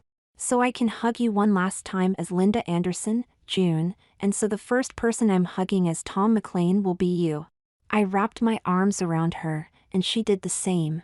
I found tears forming in my eyes, and regret in my heart. Why was this so hard? Why? I knew why. I had grown to love the life I had carved out for myself as Linda Anderson. Damn it, giving her up was going to be hard. My body started to change, and Juno held me tighter as if she didn't want to let go of Linda. My breasts started receding, and my groin tickled as an old friend reappeared. "Goodbye periods, hello fast bathroom breaks," I said to myself. The transformation took about 15 seconds to complete. I ran my hand over my stubble chin and smiled. "Thank you," I whispered in her ear. June let go, and looked at me with sorrow as if she had just lost her best friend. I suppose in some small way she had. Even if our relationship remained strong, it would forever be different. "You need to see Judge Jasper before we leave," she said while walking to the door. I followed her back into the courtroom where Dennis was still standing. When he saw me, he sadly shook his head but never uttered a word. Jupiter held his surprise well, but even I could see he hadn't expected Tom McLean to walk out his door. He cleared his throat and spoke.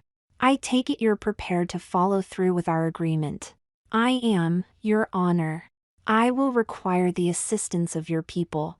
Jupiter nodded, and spoke to both Mercury and Apollo. "You two will accompany Mr. McLean back to Andersonville and bring Crius to me."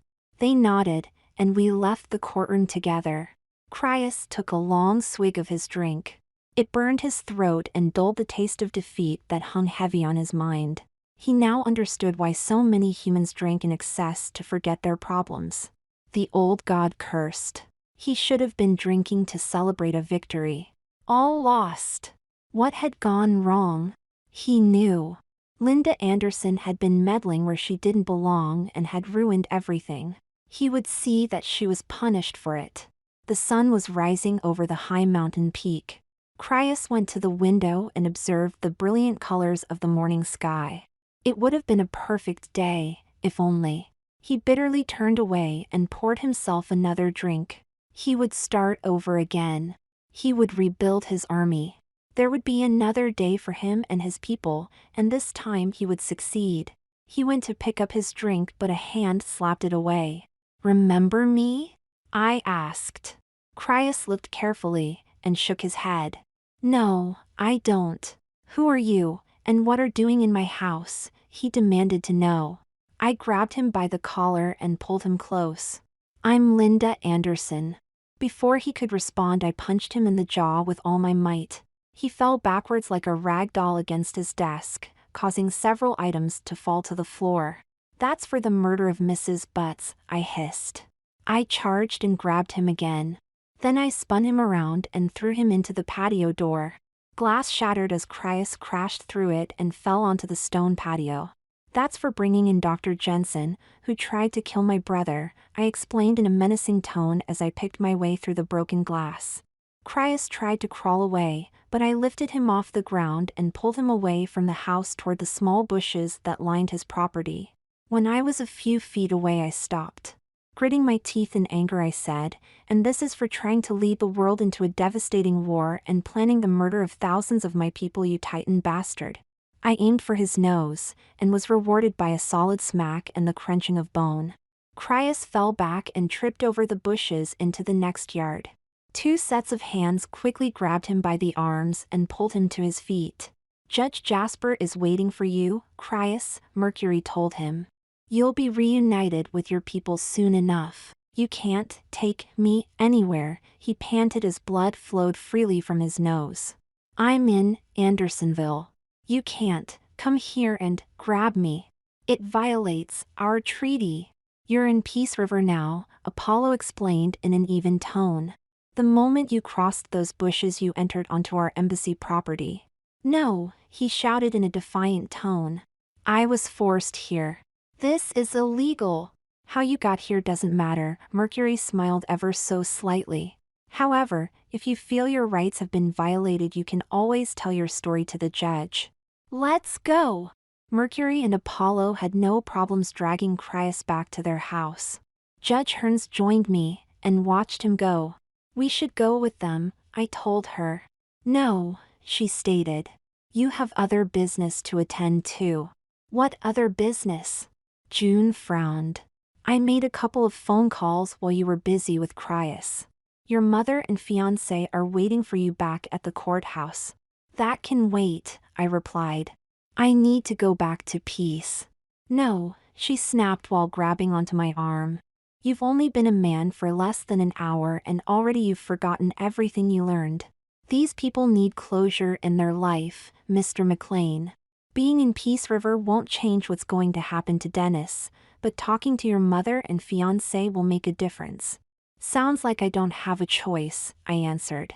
"You don't," June stated unpleasantly. "Do they know?" The judge shook her head. "That's your job, Tom." "Okay then," I sighed. She hesitated for a moment, and I knew there was something else she hadn't told me yet. "What is it, June?" "It's something the old goat didn't tell you, Tom. He promised to move Dennis to a place away from his people. What he didn't tell you is that it's the kind of world Apollo used the Oracle of Delphi to create for you, only with a twist." "What's the twist?" "It's an isolated world, Linda. There are no others there." "You mean he'll be alone?" "Unless someone wants to join him, which none of his people will do after they hear what he did." "But that's worse than sending Dennis to the caverns below," I protested. "It'll kill him." "I know, Tom," she said sadly. "Unfortunately, there is nothing I can do about that. Will you take me to see Dennis after I'm done?" She softened just a little. "Yes, after this matter has been settled. Come on, they're waiting." I stood tensely outside the door thinking about what I was going to say. What could I say that I was sorry? The truth was I wasn't.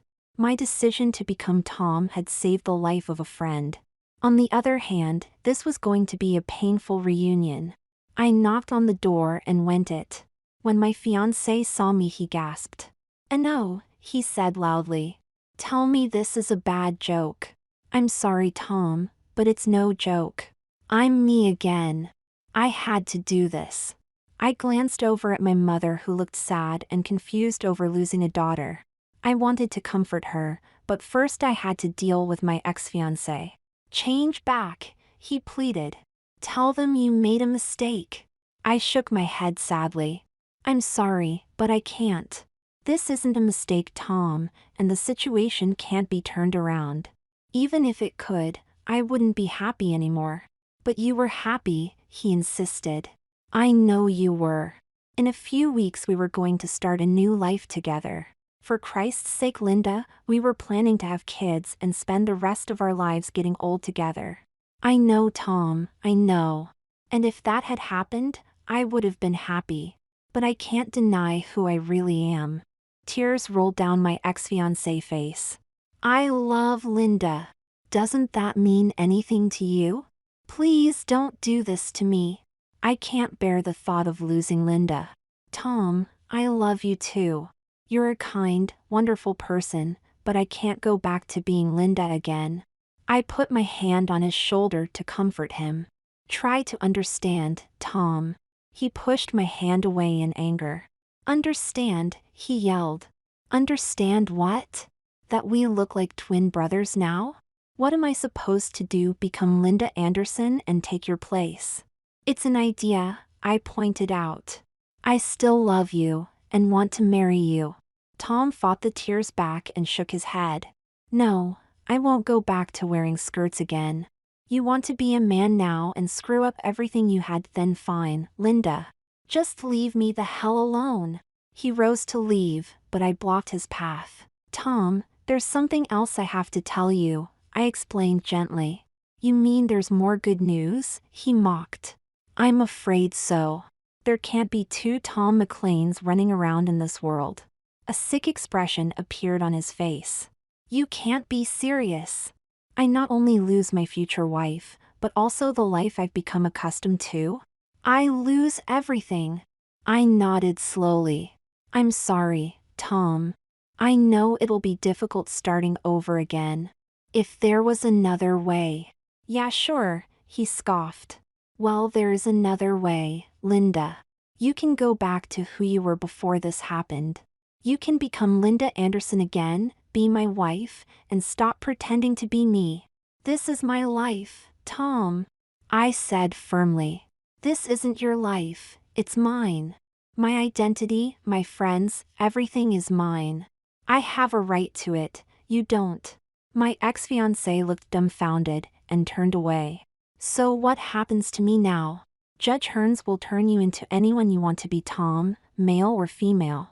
In case I want to be your wife, he stated bitter. How thoughtful. Tom, please don't be mad. Go to hell, he replied in a hurt tone. Go to fucking hell. He rushed out of the room and slammed the door as he left. A part of me wanted to go after him, but I knew it was pointless. There was nothing I could say to set things right. The only way to do that was to become Linda again, something I couldn't do. I looked at my mother, who hadn't said a word since I'd arrived. What was she thinking? Was she as hurt as Tom was? I'm sorry, Mom.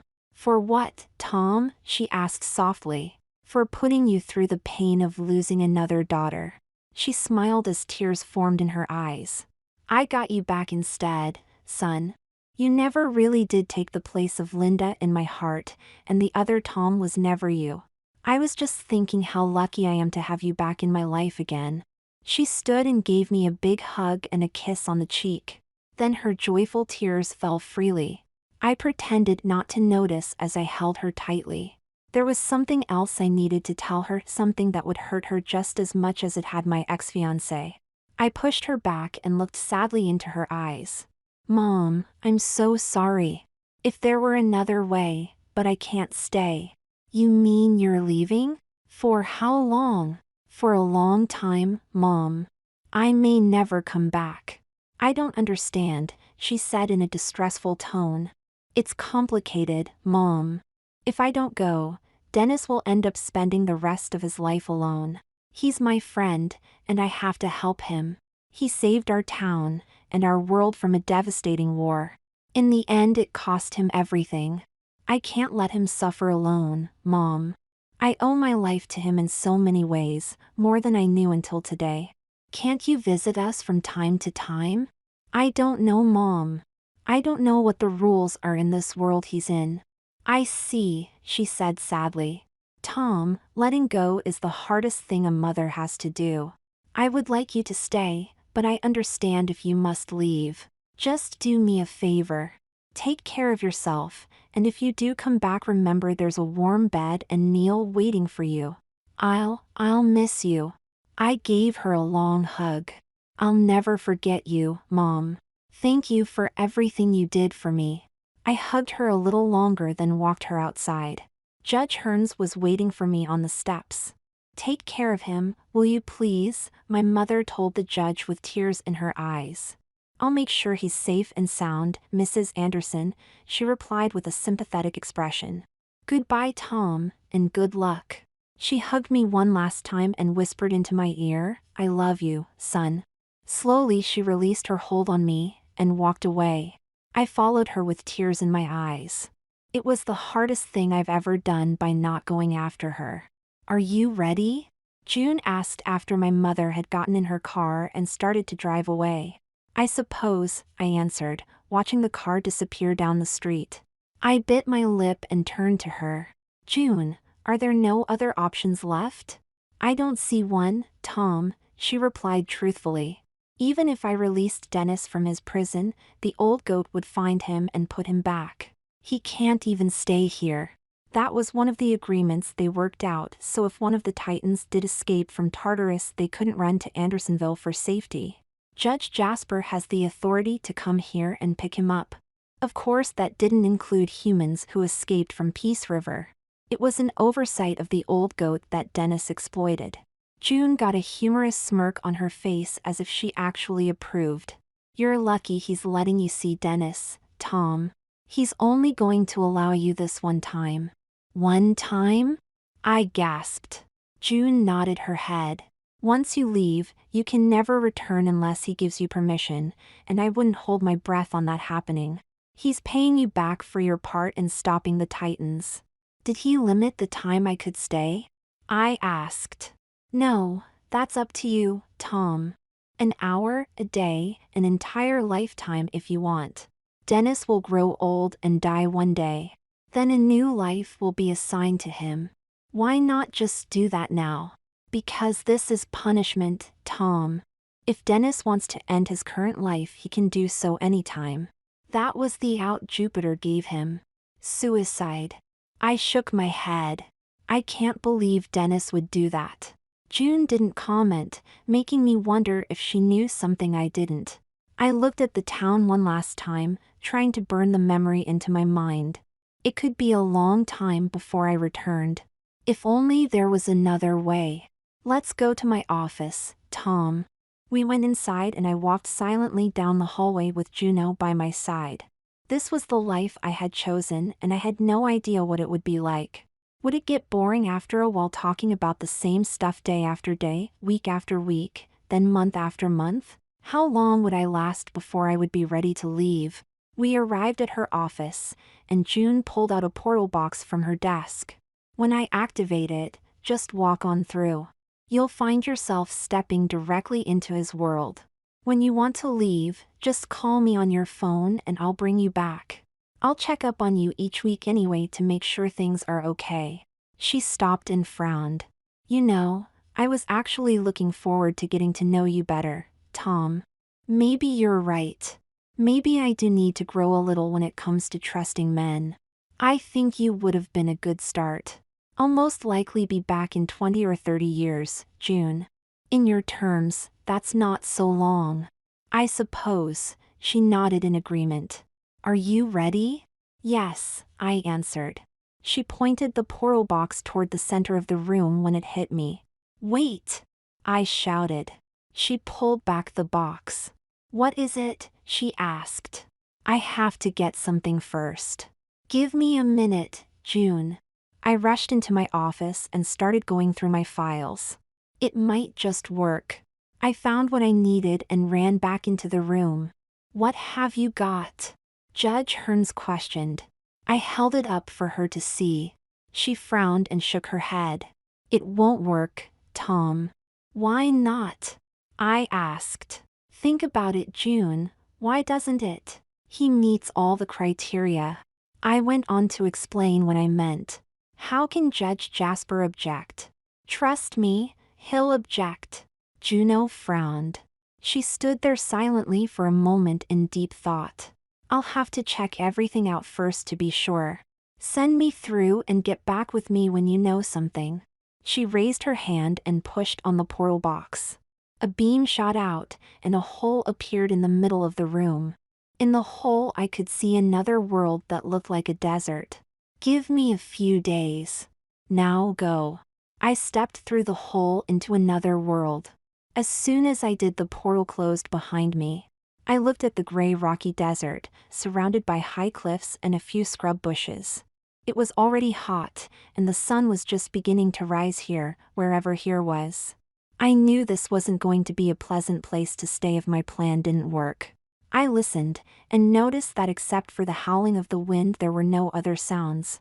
About half a mile away I spotted a small, wooden cabin with a covered porch. I made my way toward it, looking out for snakes and other animals. I found out later that I didn't have to worry. Except for Dennis, the scrub bushes, and myself, there were no other living things in this world. I guess they would have provided some interest in an otherwise uninteresting world. When I got to the house I knocked, but no one answered. Wanting to get out of the sun, I stepped inside. The place was a dump. There were 2 small rooms to the shack. The main room consisted of a few old chairs and a couch. In the corner was a small kitchen with a table and 2 wooden chairs. It had no refrigerator, no running water, and only a few cabinets that held some canned goods and old dishes. The other room was a tiny bedroom. It had a twin bed, closet, and a 4-drawer dresser. There was also a small AC unit built into the wall that was powered by a solar panel on the roof. The bathroom was a rickety outhouse out back that stank. The shower stood nearby, and consisted of a metal drum on stilts that had to be filled with a hand pump that sat next to it. I imagined the water in the drum got pretty hot if it sat in the sun for very long. There were no pictures on the wall, no odds and ends lying around, no nothing to give this place any type of warmth or appeal. It was one step above your basic shelter. Not finding Dennis, I stepped out back and scanned the horizon. In the distance I saw a man sitting on a rock with his back to me. He seemed totally unaware that I was here. I took a drink of water from the pump and started walking toward him. Alone! That's what Dennis was feeling. He was alone in this desolate world Jupiter had created for him. No birds to listen to, or crickets or frogs to hear at night, only the empty howl of the wind as it raced across the barren wasteland. It was the worst punishment Dennis could imagine. To be a leader of thousands of people one day, and then all alone the next. This was his home until he died. Only when it was time to start a new life would he be free from this world. Dennis imagined his new life would be far, far away from the United States, most likely in some unstable land ruled by a dictator. As Dennis sat on the edge of a cliff sweating in the hot sun, he debated if it wouldn't be better to just get it over with. All he had to do was jump, and he would be free from this prison. There would be some pain involved, but if he landed just right it would be over quickly without much suffering. Still, suicide was giving up, and Dennis hated to give up on anything. Sighing, the director stood and looked down at the ground while making some quick calculations. The cliff wasn't very high, only about 20 feet, but there were rocks at the base. If he landed headfirst it might break his neck, and he would die instantly. If he failed, it could take a while in this heat. The decision came easily enough. There was no point in living if it involved staying here. There was nothing to do, and the boredom was already driving him nuts. At least with a new life he would have some purpose, other than just living. Dennis closed his eyes, and raised his arms in front of him as if he were preparing to dive into a pool. "What the hell are you doing?" I asked when I saw Dennis extend his arm. My question startled him, and he looked at me with surprise. Then he blinked his eyes a few times to make sure he wasn't hallucinating. "What are you doing here?" he asked. "Can't you see I want to be alone?" "Why, so you can kill yourself?" I shook my head. "You were planning to jump, weren't you?" "What difference does it make?" he snapped bitterly. "My life is over. I'm not living, I'm existing, and yes, there is a difference." All I'm doing is breathing air without a reason. I have no goals to work toward and nothing to make my life interesting. What's the point of living? The point is you can't give up. I'm here to keep you company. Go home, Tom. I don't want you here. I don't believe that, not from a man who's about to kill himself. I mean it, he said more forcefully. You have a life to live, go live it. Leave me alone. My life as Linda Anderson is over, Dennis. It was a good run, but I can't go back to it anymore. He shook his head in disbelief. I don't get it, Tom. You gave up everything, your family, your fiancé, a comfortable life meant to make you happy, and for what? So you could stay with me in this barren wasteland? Why would you do that? Because you gave up everything to save my people, Dennis. I owe you, and I'm not about to let you suffer alone. The director bit his lip and slowly shook his head. You stupid, stubborn human. How long do you think we'll last out here together? What are we going to do when we've said everything that's needed to be said? Sit on opposite sides of the house and stare at each other. Do you know how boring it'll get? Go home, Tom. I appreciate your offer, but you're under no obligation to stay. I don't want you here. Like I said, Dennis, I owe you. In that case, then leave, and live a good life in my memory, he stated firmly.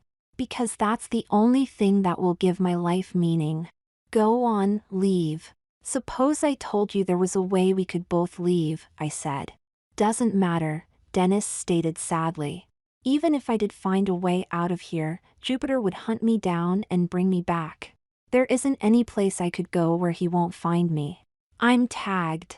June is working on a loophole, Dennis.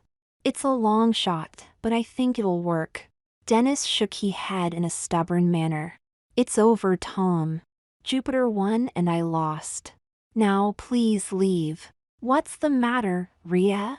I asked angrily, switching to his Titan name. Are you in such a hurry to die that you're not willing to wait a few more days? I read you were a strong goddess, not some limp dish rag. Dennis' anger grew, so I poured it on. You know, your people aren't as noble as you think you are. I've seen many of the same weaknesses the human race has in your own people. Obnoxious pride, arrogance, lack of empathy, and the inability to adjust when all your plans fall apart. That's why the human race is stronger than your race will ever be, Rhea. Because when the going gets tough, we don't quit. We take a bad situation and turn it into something good. Look at you, you're pathetic. All those myths about the Titans being so great were lies. They were made up to make you look stronger and wiser than you really are. Why, you self-serving, arrogant, son of a bitch, Dennis exploded while stepping toward me with his fists drawn. What gives you the right to judge me? What gives you the right to say I can't? I shot back. The director glared at me silently. A few days, Dennis. You can't put off adiosing yourself until then, not even for me? Okay then, Dennis nodded with a frown etched on his face. I'll wait. But you have to promise me something. If your plan doesn't work, you'll leave. Have you got that? I don't want you wasting your life staying here keeping me company. I'll make up my own mind when it comes to my life. Thank you very much, Dennis, I replied firmly. You worry about yourself. Now, can we please go back to your place and get out of this sun? It's killing me. My place isn't much cooler, he said. I don't suppose you brought a deck of cards along with you. Better. I pulled a small box from my back pocket. It's a traveling chess and checker set. But you don't know how to play chess, he pointed out. So what, you can teach me. Are you serious? You got something better to do with your time? I grinned. He chuckled and walked up to me. No, not at the moment.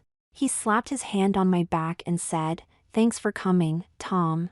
You really are a sight for sore eyes, even if you are a pain in the ass. Come on, I'll introduce you to paradise. We walked back to the cabin together. If there was a hell on earth, this had to be it. During the day it was a scorcher, getting as high as 130 degrees in the shade. At night the temperature plummeted to a -10 below. The air conditioner barely kept the bedroom tolerable, providing you kept the door closed from the main living area. At night you had to keep a fire going to stay warm, and very little of that heat reached the bedroom. Another problem arose. Since there were no trees to burn, we had to use small sticks off the bushes. This meant you had to constantly feed the fire all night. After the first night we moved the bed into the living room, and the kitchen table and chairs into the bedroom. During the day we talked and played chess while the AC kept us comfortable. At night we took shifts feeding the fire while the other slept. At sunrise and sunset one of us took a shower, because that was the only time the temperature was comfortable enough to do so. Fortunately, Dennis liked taking cold showers in the morning. As for me, I found that if I filled the tank an hour before sunset, the water was just right when I took mine. The days dragged by with no word from June. I was tempted to call her, but thought better of it. If there were news, she would have contacted me by now. Dennis and I found things to keep us busy, but by the third day boredom was starting to creep in. It was on that day that I asked a question that would change my opinion of Dennis/Rhea forever. Keeping your people trapped below Peace River must drain the Olympian resources quite a bit, I commented while looking over the board. Dennis was a good teacher, and I had learned the game of chess rather quickly. Although I still lost each game, at least now he had to work at beating me. The ex-director looked at me with tired eyes, and I knew something big was coming. He sighed, stood, and stretched. Then he motioned for me to take a seat in one of the more comfortable chairs across from him. He picked up a glass of water sitting in front of the AC vent and took a sip. It wasn't very cold, but at least it was cooler than the air in the room. Clearing his throat, Dennis got a faraway look in his eyes. I suppose you of all people have a right to know why I did what I did, Tom. For centuries, while the Olympians slept, I used my brains to thwart their plans. If I hadn't, your world would be very different today. He took another drink of water and offered me some, which I refused. He sat the glass back in front of the vent and continued. When the Olympians arrived, they figured out what we already knew. Humans gave off an energy force that could prolong their life indefinitely. Before coming here, the average life of a Titan was about 250 of your Earth years. For an Olympian it was less than 175 years. You can imagine their excitement at finding the fountain of youth. Of course there were a few problems. The harvesting of your energy wasn't very efficient, at least not for the Olympians. To get the full effect of the benefits, they had to remain close to the source. Worse, male humans produce far more energy than their female counterparts, but it was almost impossible to extract, except from a small few. Then they found a way.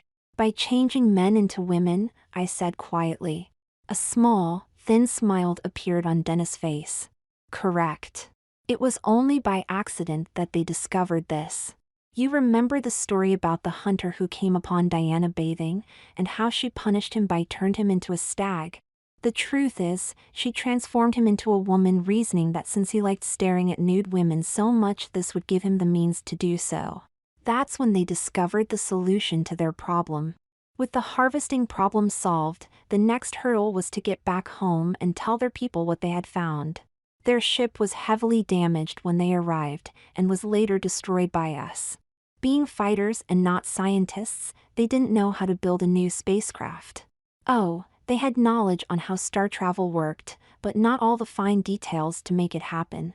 To achieve this, they needed the humans to figure it out for them. Unfortunately, your race was in no position to help anyone. It was too diverse. The Olympians needed to unify your people and set them on a path of their choosing. The Roman Empire, I nodded as the pieces fell into place. Another name for the Olympians, an older name, is the word Romans.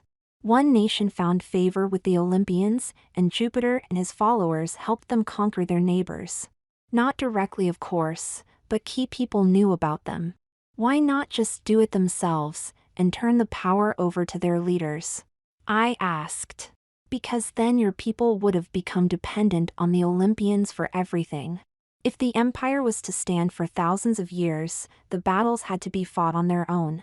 It created a sense of pride in the Romans that they could achieve anything.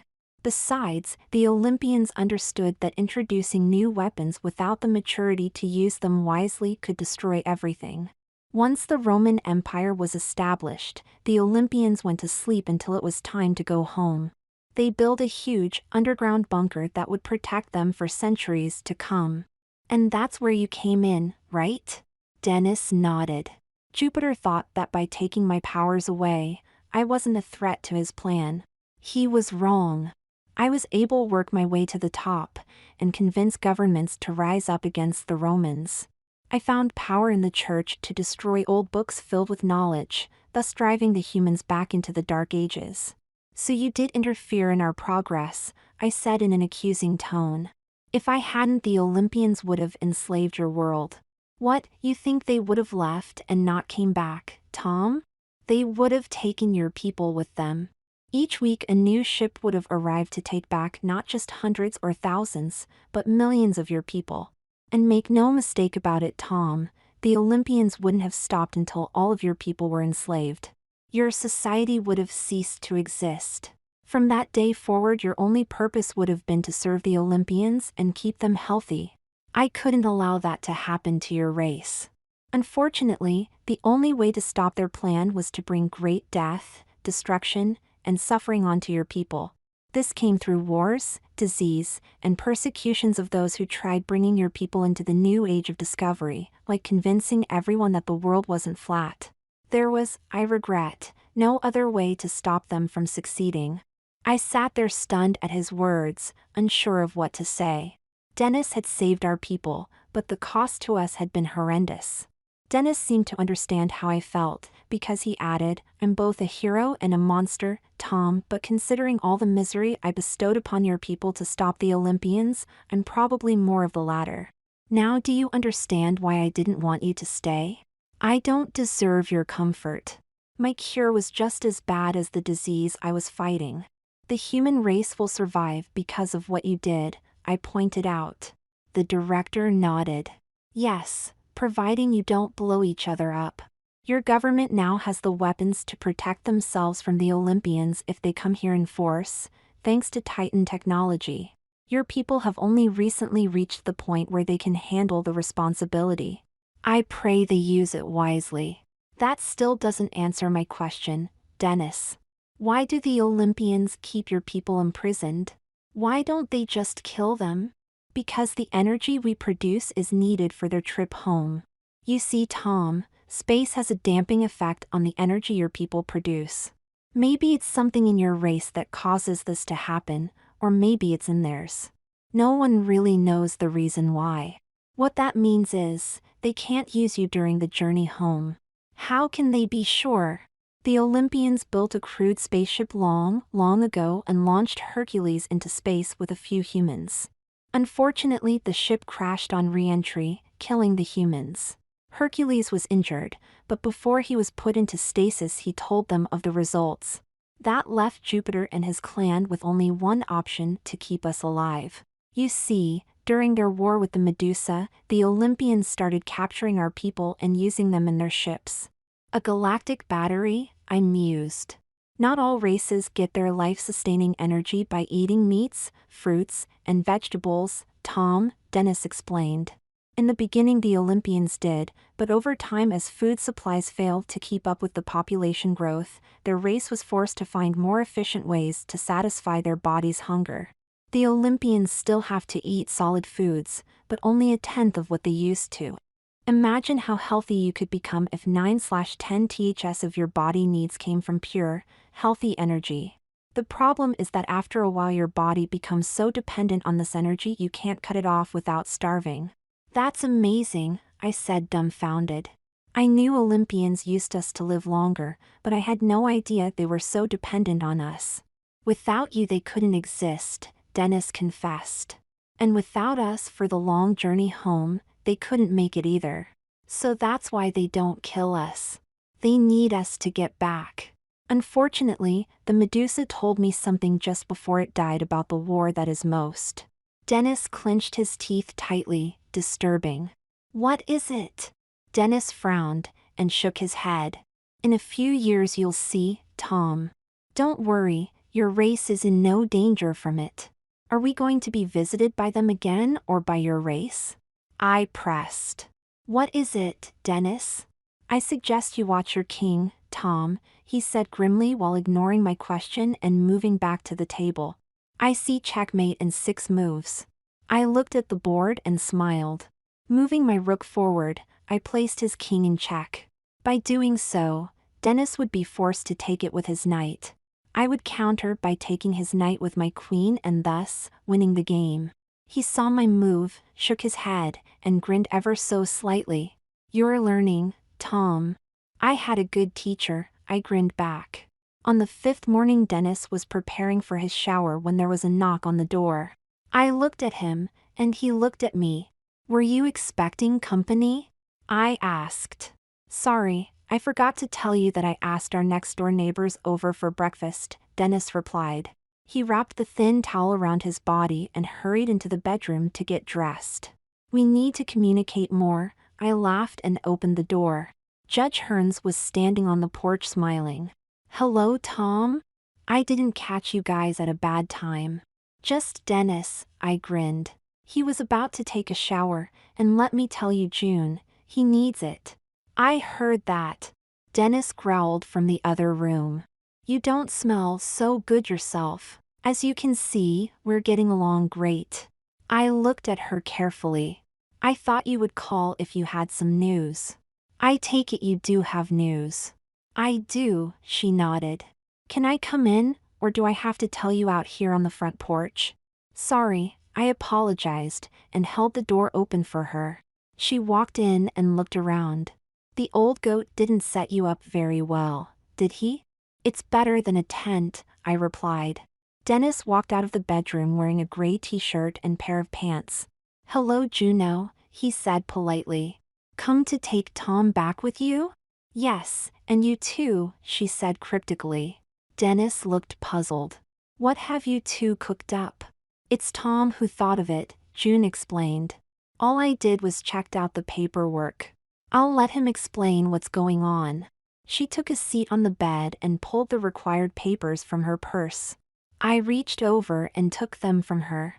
Are those what I think they are? Dennis asked carefully. Yep, I grinned. A contract to a new and wonderful life in Andersonville. I must warn you, Mr. Butts, that if you agree to go there, you will never be allowed to leave Andersonville again.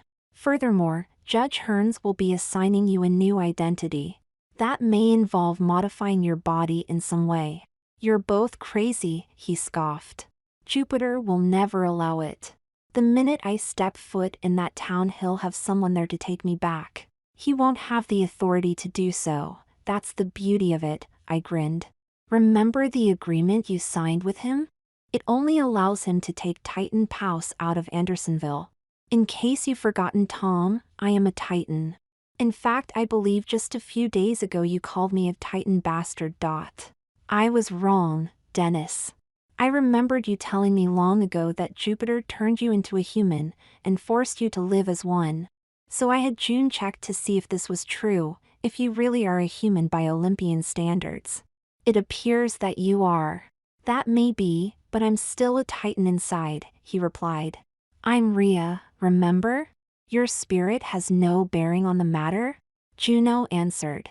The definition you and the old goat agreed on was a physical, human body. There's no mention of the soul of the individual. Since you're the proud owner of a human body. Dennis smiled and finished for her. He can't touch me. Providing you sign a contract allowing Judge Hearns to turn you into whoever she sees fits. Dennis Butts has to disappear for this to work, otherwise he can still claim you. So the bottom line is, I become a citizen of Andersonville, with no say over who I am to become. Like everyone else who enters our town, I nodded. So, what do you say, Dennis? I held the contract and a pen in front of him. Looks like I don't have a choice, he said sheepishly. I never thought I would be caught in my own creation. Cheer up, Dennis. Andersonville isn't the worst place in the world. You could have ended up living in a shack in some barren wasteland for the rest of your life. Thanks for the reminding me, Tom, he grinned. Dennis glanced around the room and then took the contract. He held it against the wall and signed his name on the dotted line. After Dennis was done, he gave it back to me. I handed it to Judge Hearns, who looked it over carefully. "Yes, I think everything is in order," she said while standing. From her purse she pulled out her portal box and pointed it in the middle of the room. "I suggest we go to my office and complete the deal." A hole opened up in the room and I could see the judge's office on the other side. I went through first, followed by Dennis and then the June. Once in her office, Juno turned and faced him. "I think you know how the process works, Dennis. Stand still, please." The judge closed her eyes and placed her hands together in front of her. She mumbled something under her breath that I couldn't understand, and her hands began to glow. Slowly a ball of blue light rose from her hand, causing me to smile. So Dennis was going to become a woman. The ball of light shot out from her hands and struck Dennis in the chest. Immediately he began to change. His body got smaller and started shifting around as it became more feminine. His hair grew long and dark while two firm mounds grew out from his chest. The pants and shirt he wore merged into a short, green dress. The outfit was completed with a pair of dark hose and a pair of 2-inch, high-heel shoes. She looked gorgeous. I saw a silly smile appear on her face, and knew that the last reminder of being a he had just disappeared. Dennis smiled joyfully. "Thank you, June," she said gratefully. "I couldn't let you suffer as a man anymore, not after saving our people." She nodded. "Welcome to Andersonville, Mrs. Laura Coors." "I'm married?" She seemed shocked by the thought. "Better, you're newlyweds, only 3 months. I. That was all Dennis/Laura could get out. She sat down in a chair and started crying. "Don't do that, you'll mess up your makeup," I grinned, handing her a Kleenex. Judge Hearns started laughing, and Laura joined in. "I'll have Tom drive you home, Laura. It'll be his last act working for me." Last act? What was June talking about? I hadn't resigned. "Laura, can you wait outside for me?" I asked. "Sure, Tom," she smiled. "I need to use the bathroom anyway and freshen. She started sobbing again and hurried out the door. I turned and faced June. "You're letting me go?" I asked in surprise. "No, Tom, you never worked for me," she stated honestly. "Linda Anderson did, and she quit a few days ago." "So hire me," I suggested. She shook her head. "I would love to, Tom, but somehow I know your future isn't here in this courthouse. You belong out there. I've deposited $37,000 into your new bank account." She handed me a checkbook. "You can stay in Andersonville or leave, it's up to you. The old goat won't bother you again, I promise. However, before you make up your mind, I think there is someone you should talk to first." Smiling, she opened the door that led to her courtroom. A pretty, young woman stood in the doorway looking anxiously at me. It was a face I'd seen in the mirror these past few years. "Hi, Tom," she grinned.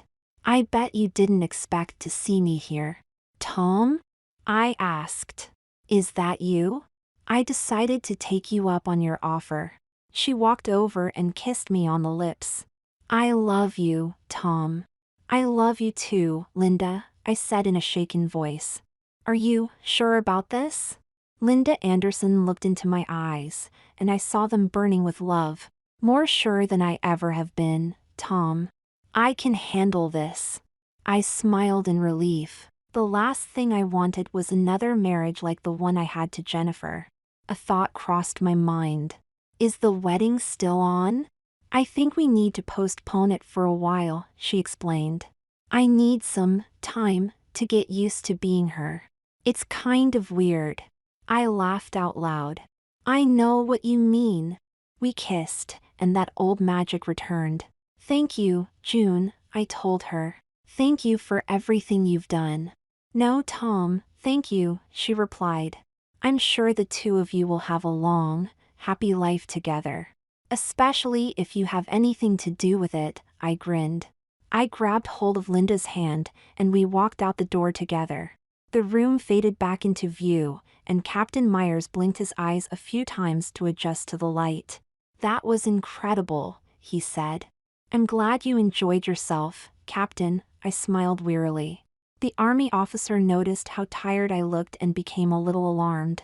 I'm sorry, Linda. I didn't mean to wear you out. It's just that, well, I always thought you were the real Tom McLean. So did everyone else, I nodded. We did that on purpose, so people wouldn't think the judge could change them back to their original bodies, not that many wanted to anyway. After Andersonville was revealed, a few of our citizens did go to court and lose. The contracts Dennis had them signed before coming here were binding. I was brought in to testify at a few of those cases. Yes, I've read about some of them, Captain Myers nodded thoughtfully. I don't suppose Dennis, I mean Mrs. Coors, is still around. I'm sorry, Captain, but she passed away 2 years ago in her sleep. Her family never knew the truth about her identity. In my case, the magic between Judge Jasper, Judge Hearns, and the effects of the Dr. Jensen serum left me unable to have kids. Fortunately, I was blessed with Kevin and Melissa. My words caused both children to smile. Well, I guess that wraps everything up. Captain Myers placed his notepad into his briefcase and closed it. Then he got a funny look on his face. I'm curious, Linda. Did Tom ever find out what the Medusa told Dennis about the Titan/Olympian war? I nodded sadly. As you know, years ago on a cool December night a bright star appeared in the sky. People around the world called it the Christmas star, but in reality it was supernova pronouncing the death of the Olympians' home planet. The Titans had used a doomsday weapon against the Olympians' sun, and the Olympians had retaliated by doing the same. In about 100 years or so you'll see the Titan sun exploding in the sky. After that the Olympians' universe started to unravel, as they struggled to deal with their pain. During the fall of Peace River many of the suspected freedom fighter members were rounded up by order of Judge Jasper and killed, along with others, but then I'm sure you know the story, Captain. All too well, the captain commented. He cleared his throat and rose from his seat. Well, this has been a most interesting evening. Linda, thank you for your time. I wish I had better news to report to my supervisor. I'm sure everything will work out fine, I smiled. If you will excuse me, Captain, I need to rest now. Please, stay a while and have some coffee before you go. Slowly, with the help of Melissa and Kevin by my side, I rose from her seat. I'll take her, Melissa told her stepbrother. Carefully she walked with me down the hallway and into the bedroom. Once she sat me on the bed, Melissa closed the door and faced me with a frown. You lied in there, Mom. Did I? I answered with a tired voice. Yes, you did. You told Captain Myers that Dennis Butts became Laura Coors, but that can't be true. I remember you telling me that Jupiter wouldn't allow Dennis Butts to bear any kids, that he was sterile. Mrs. Coors gave birth to 2 kids. Mr. Butts couldn't have been her. You're a good detective, just like your father was, I smiled. You're right, my dear, Dennis wasn't transformed into Laura Coors. I said that to protect him. You mean he's alive? Melissa asked. I kept quiet and smiled. So what really happened to him? Take my hand, daughter, and I'll show you. Just try to understand. Of course, Mom, Melissa answered a little puzzled. She placed her hands in mine, and the room faded back to Judge Hearns' office. I stepped into the judge's office and waited for Dennis and Judge Hearns to follow. I think Dennis was a little concerned that there would be a welcoming committee from Peace River already waiting for him. He stepped from the cabin into the room followed by June, and the portal quickly disappeared. The judge walked around her desk and shuffled through a stack of files on her desk, all potential people Dennis could become. Normally I don't ask this, but do you have a preference? June asked in a strict, businesslike tone. You mean what gender? Dennis responded suspiciously. Yes. Do you have a preference? Female or coarse? Dennis answered dryly, suspecting a setup. I see. June shuffled through the files and frowned. The prospects are limited. You're not suited for many of our female citizens, that is unless you want to start off as a 6-month-old. Dennis stiffened, horrified at the suggestion. Although it was entirely up to the judge who Dennis was to become, I decided to add my 2 cents. I cleared my throat in a loud manner. June stopped shuffling through her reports and looked at me. Yes, Tom? Your Honor, does it have to be someone who's already here? I mean, you could create a new person, couldn't you? Well, I suppose, she stated. Still, a lot of paperwork is involved, and you know how the people in the bunker hate paperwork. She looked through the rest of her files and grinned. The last one. An interesting prospect. What to do here? At that point I got the feeling she was playing with Dennis, who was standing there nervously. I couldn't say I blamed him, but neither could I blame the judge for pulling his chain just a little. Not after the mess he had caused them. I'm sure you'll do what you think is right, Dennis stated, now resigned to his fate. June smiled. I think you know how the process works, Dennis. Stand still. June closed her eyes and placed her hands together while holding them out. She mumbled something under her breath that I couldn't understand, and her hands began to glow. Slowly a ball of blue light rose from her hand, causing me to smile. So Dennis was going to become a woman after all. I only hoped he would end up being old enough to appreciate it. The ball of light struck Dennis in the chest, and he began to shrink. The once manly face he had become feminine, as did other parts of his body. His hair grew long and dark, and his breast big and firm. Then I watched his face as it changed, and realized it looked familiar. It couldn't be! The clothes he wore changed into a green dress complete with dark hose and green heels. She looked gorgeous. I saw a slight smile appear on her face, and knew that the last reminder that she had once been a man had just disappeared. When the process was complete, she looked down at herself. Thank you, June. I found myself laughing, puzzling the former director who didn't understand what I found to be so humorous. June glanced at me with amusement. I see you approve, Tom. Approve? I laughed. Hell, June, I couldn't have done better if I wanted to. Would someone please tell me what's going on? The young woman asked, a little annoyed. June looked at her with a straight face and said, Welcome to Andersonville, Miss Linda Anderson. What? Dennis/Linda responded in shock. I couldn't say anything. I was enjoying the irony of it all. Are you serious, Juno?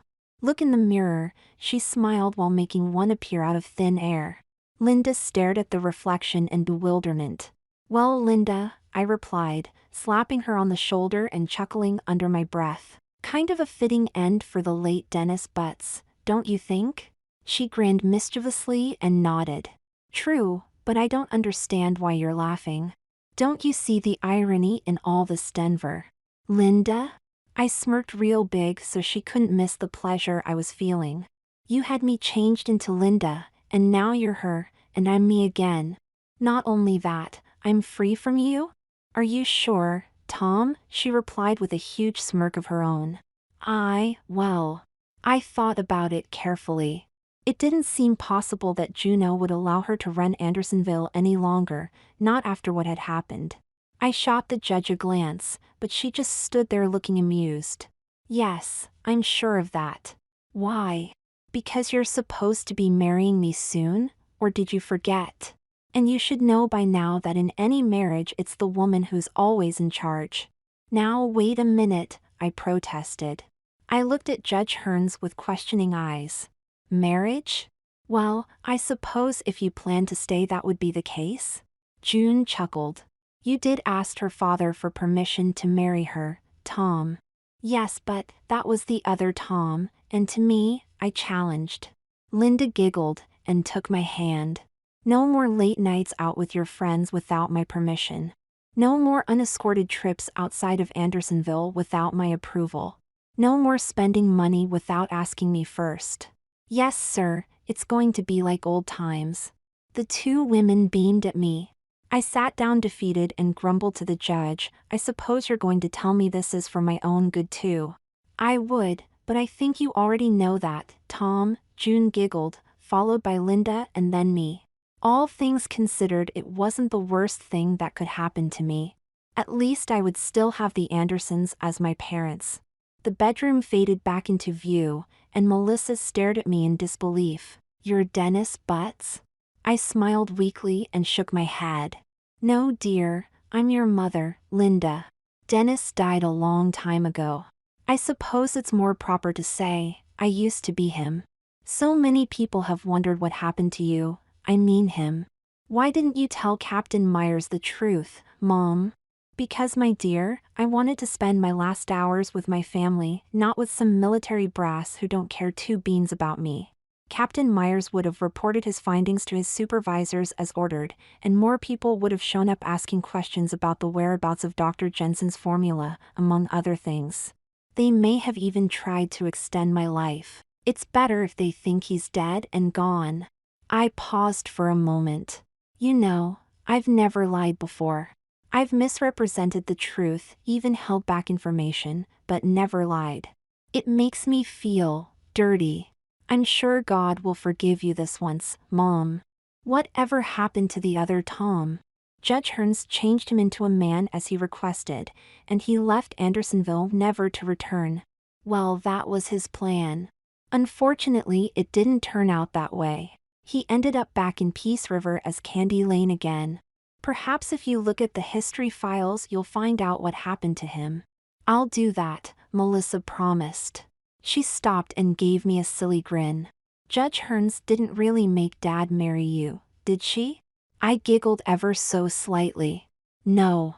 But because of our relationship, we saw a lot of each other after I came to live here. Since I was no longer able to work as Judge Hearns' secretary because of what had transpired, I had to find a new job. Tom opened an Italian restaurant a few weeks later and I became his partner. Working together day after day, well, it didn't take long for us to realize how much we loved each other. A year later we were married in a big ceremony. It was a good marriage. I was happy and so was Tom. I was sad to see him leave this world. "Soon you'll be joining him," Melissa said sadly, realizing how painful this was for her.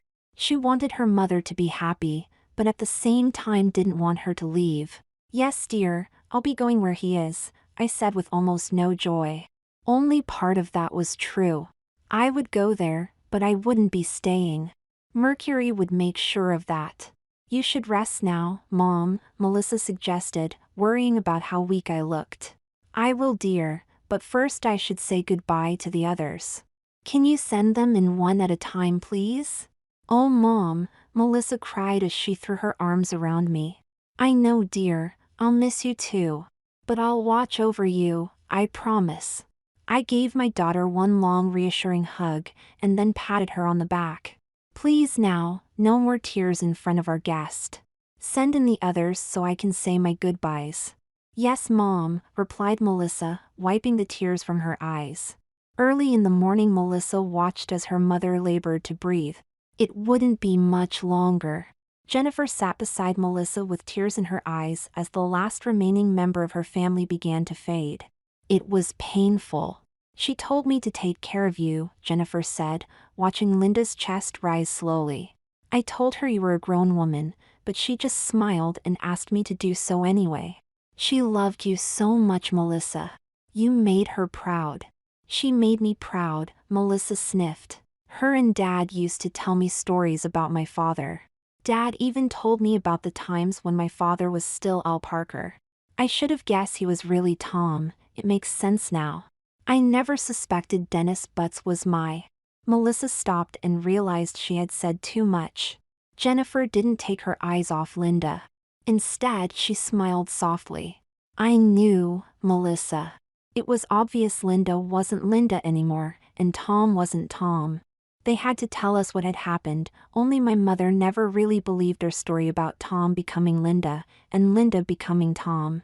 She told me just before she died that she suspected Linda was really Dennis Butts. The two of them had a close relationship after my mother remembered her past life. I guess there were too many things about the new Linda that reminded her of him. I promised Mom I wouldn't tell a soul, not even you. She thought if Dennis wanted anyone to know he would tell them. I'm so glad she told you." "So am I," Melissa agreed while staring down at her mom. "She was a great mother.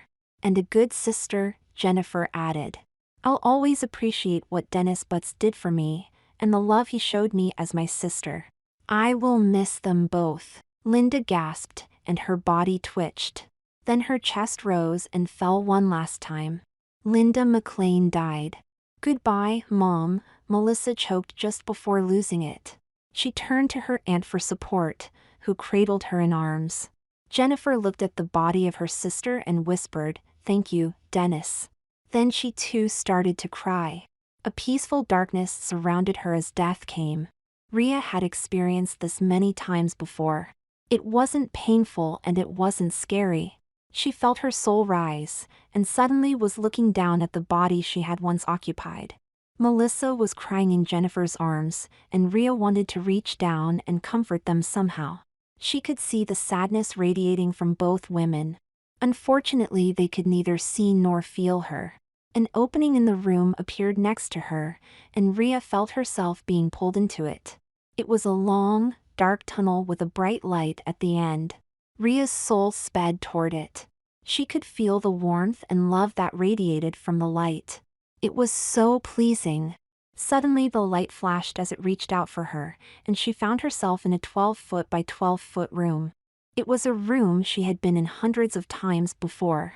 All the walls were white and void of anything, except for one that had a door. Rhea felt apprehensive as she moved toward it. Would it open this time? Disappointment flooded her soul when she found it was locked, like it had been all the other times. "Hello, Rhea," a familiar voice said.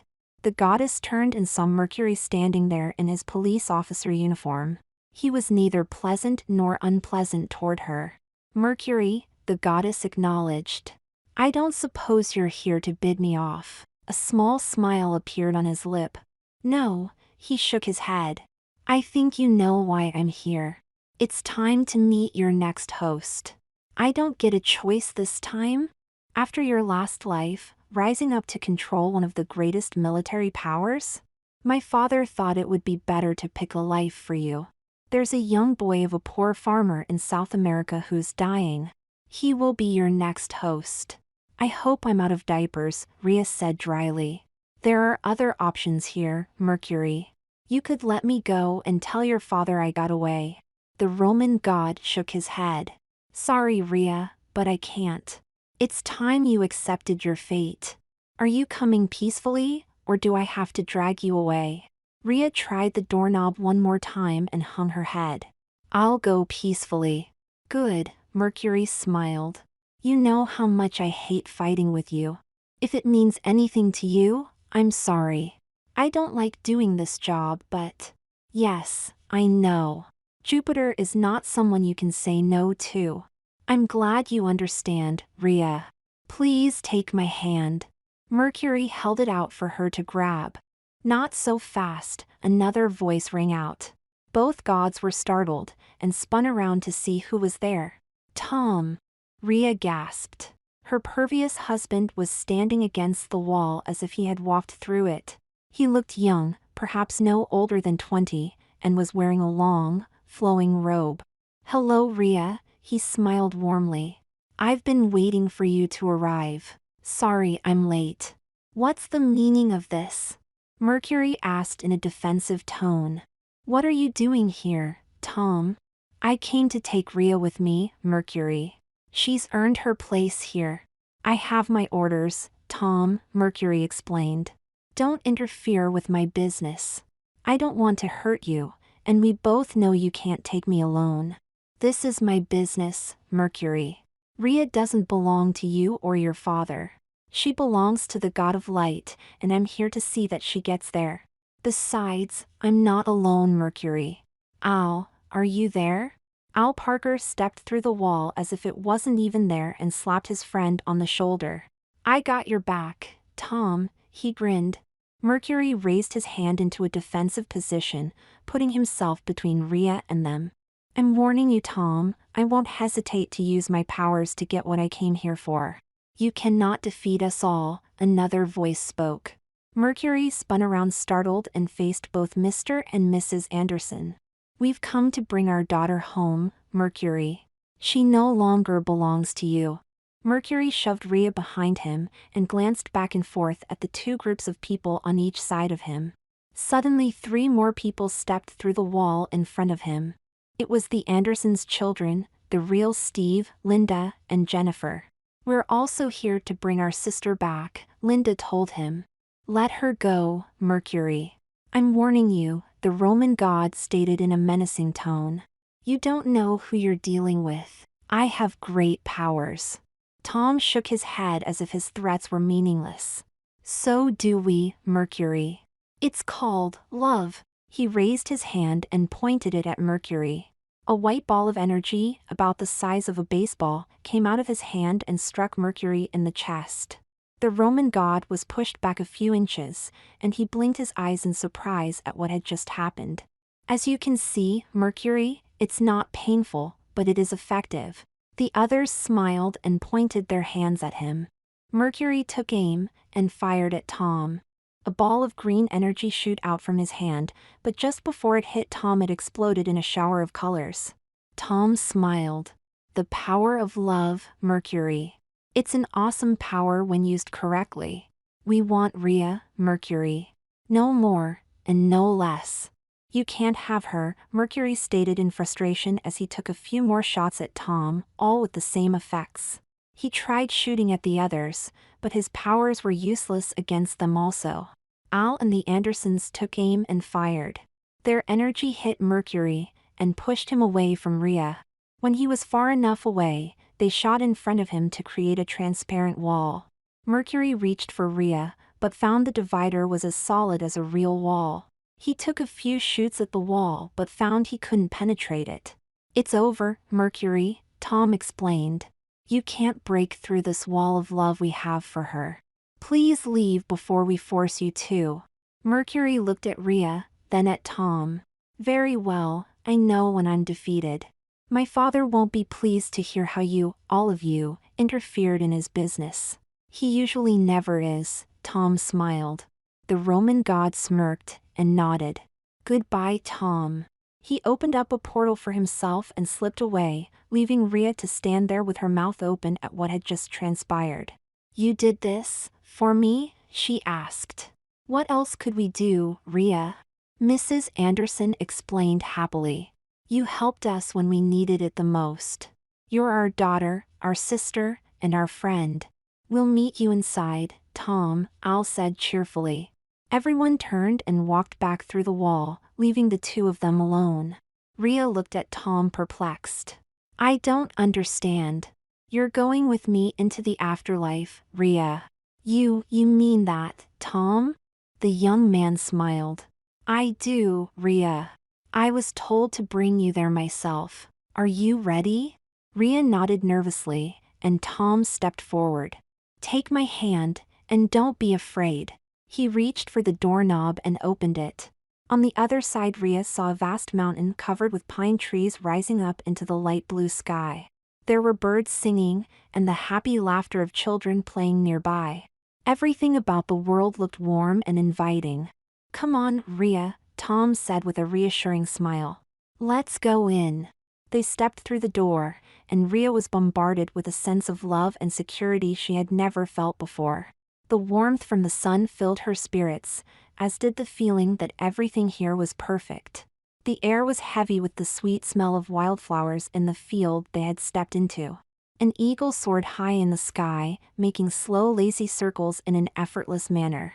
Rhea looked around in wonderment, and spotted some mountain goats grazing on the ridges of a cliff without worry. Close by was a wolf playing with her pups. The goats didn't even seem to care that they were so close to them. Tom watched her reaction and smiled. "This way, Rhea." He took her hand and they walked up a small hill. When they got to the top, Rhea peered down into the valley. There were thousands of people sitting at picnic tables, and when they saw her they started cheering and clapping. Rhea looked closely and realized she knew them. They were people she had known throughout the centuries. Old friends, past lovers and spouses, children who she had adopted and raised as her own, and others she had helped during her time on Earth. "They heard you were coming," Tom told her over the cheering. "They wanted to celebrate with you. I hope you don't mind." "Mind?" Rhea said with tears in her eyes. How could it get any better than this? Tom smiled and cleared his throat. Look that way. He pointed to a girl running toward them. Rhea gasped and got choked up. Ramona, she whimpered softly. She's been waiting a long time to see you, Tom grinned. Rhea hugged Tom, then turned and ran toward her lost daughter. As she did, Tom smiled and yelled out, Welcome to heaven, Rhea. Welcome home, sister. Then he looked up at God whose love was lighting the world. Thank you. Tom smiled and walked toward the two women who were embracing each other. Fade out.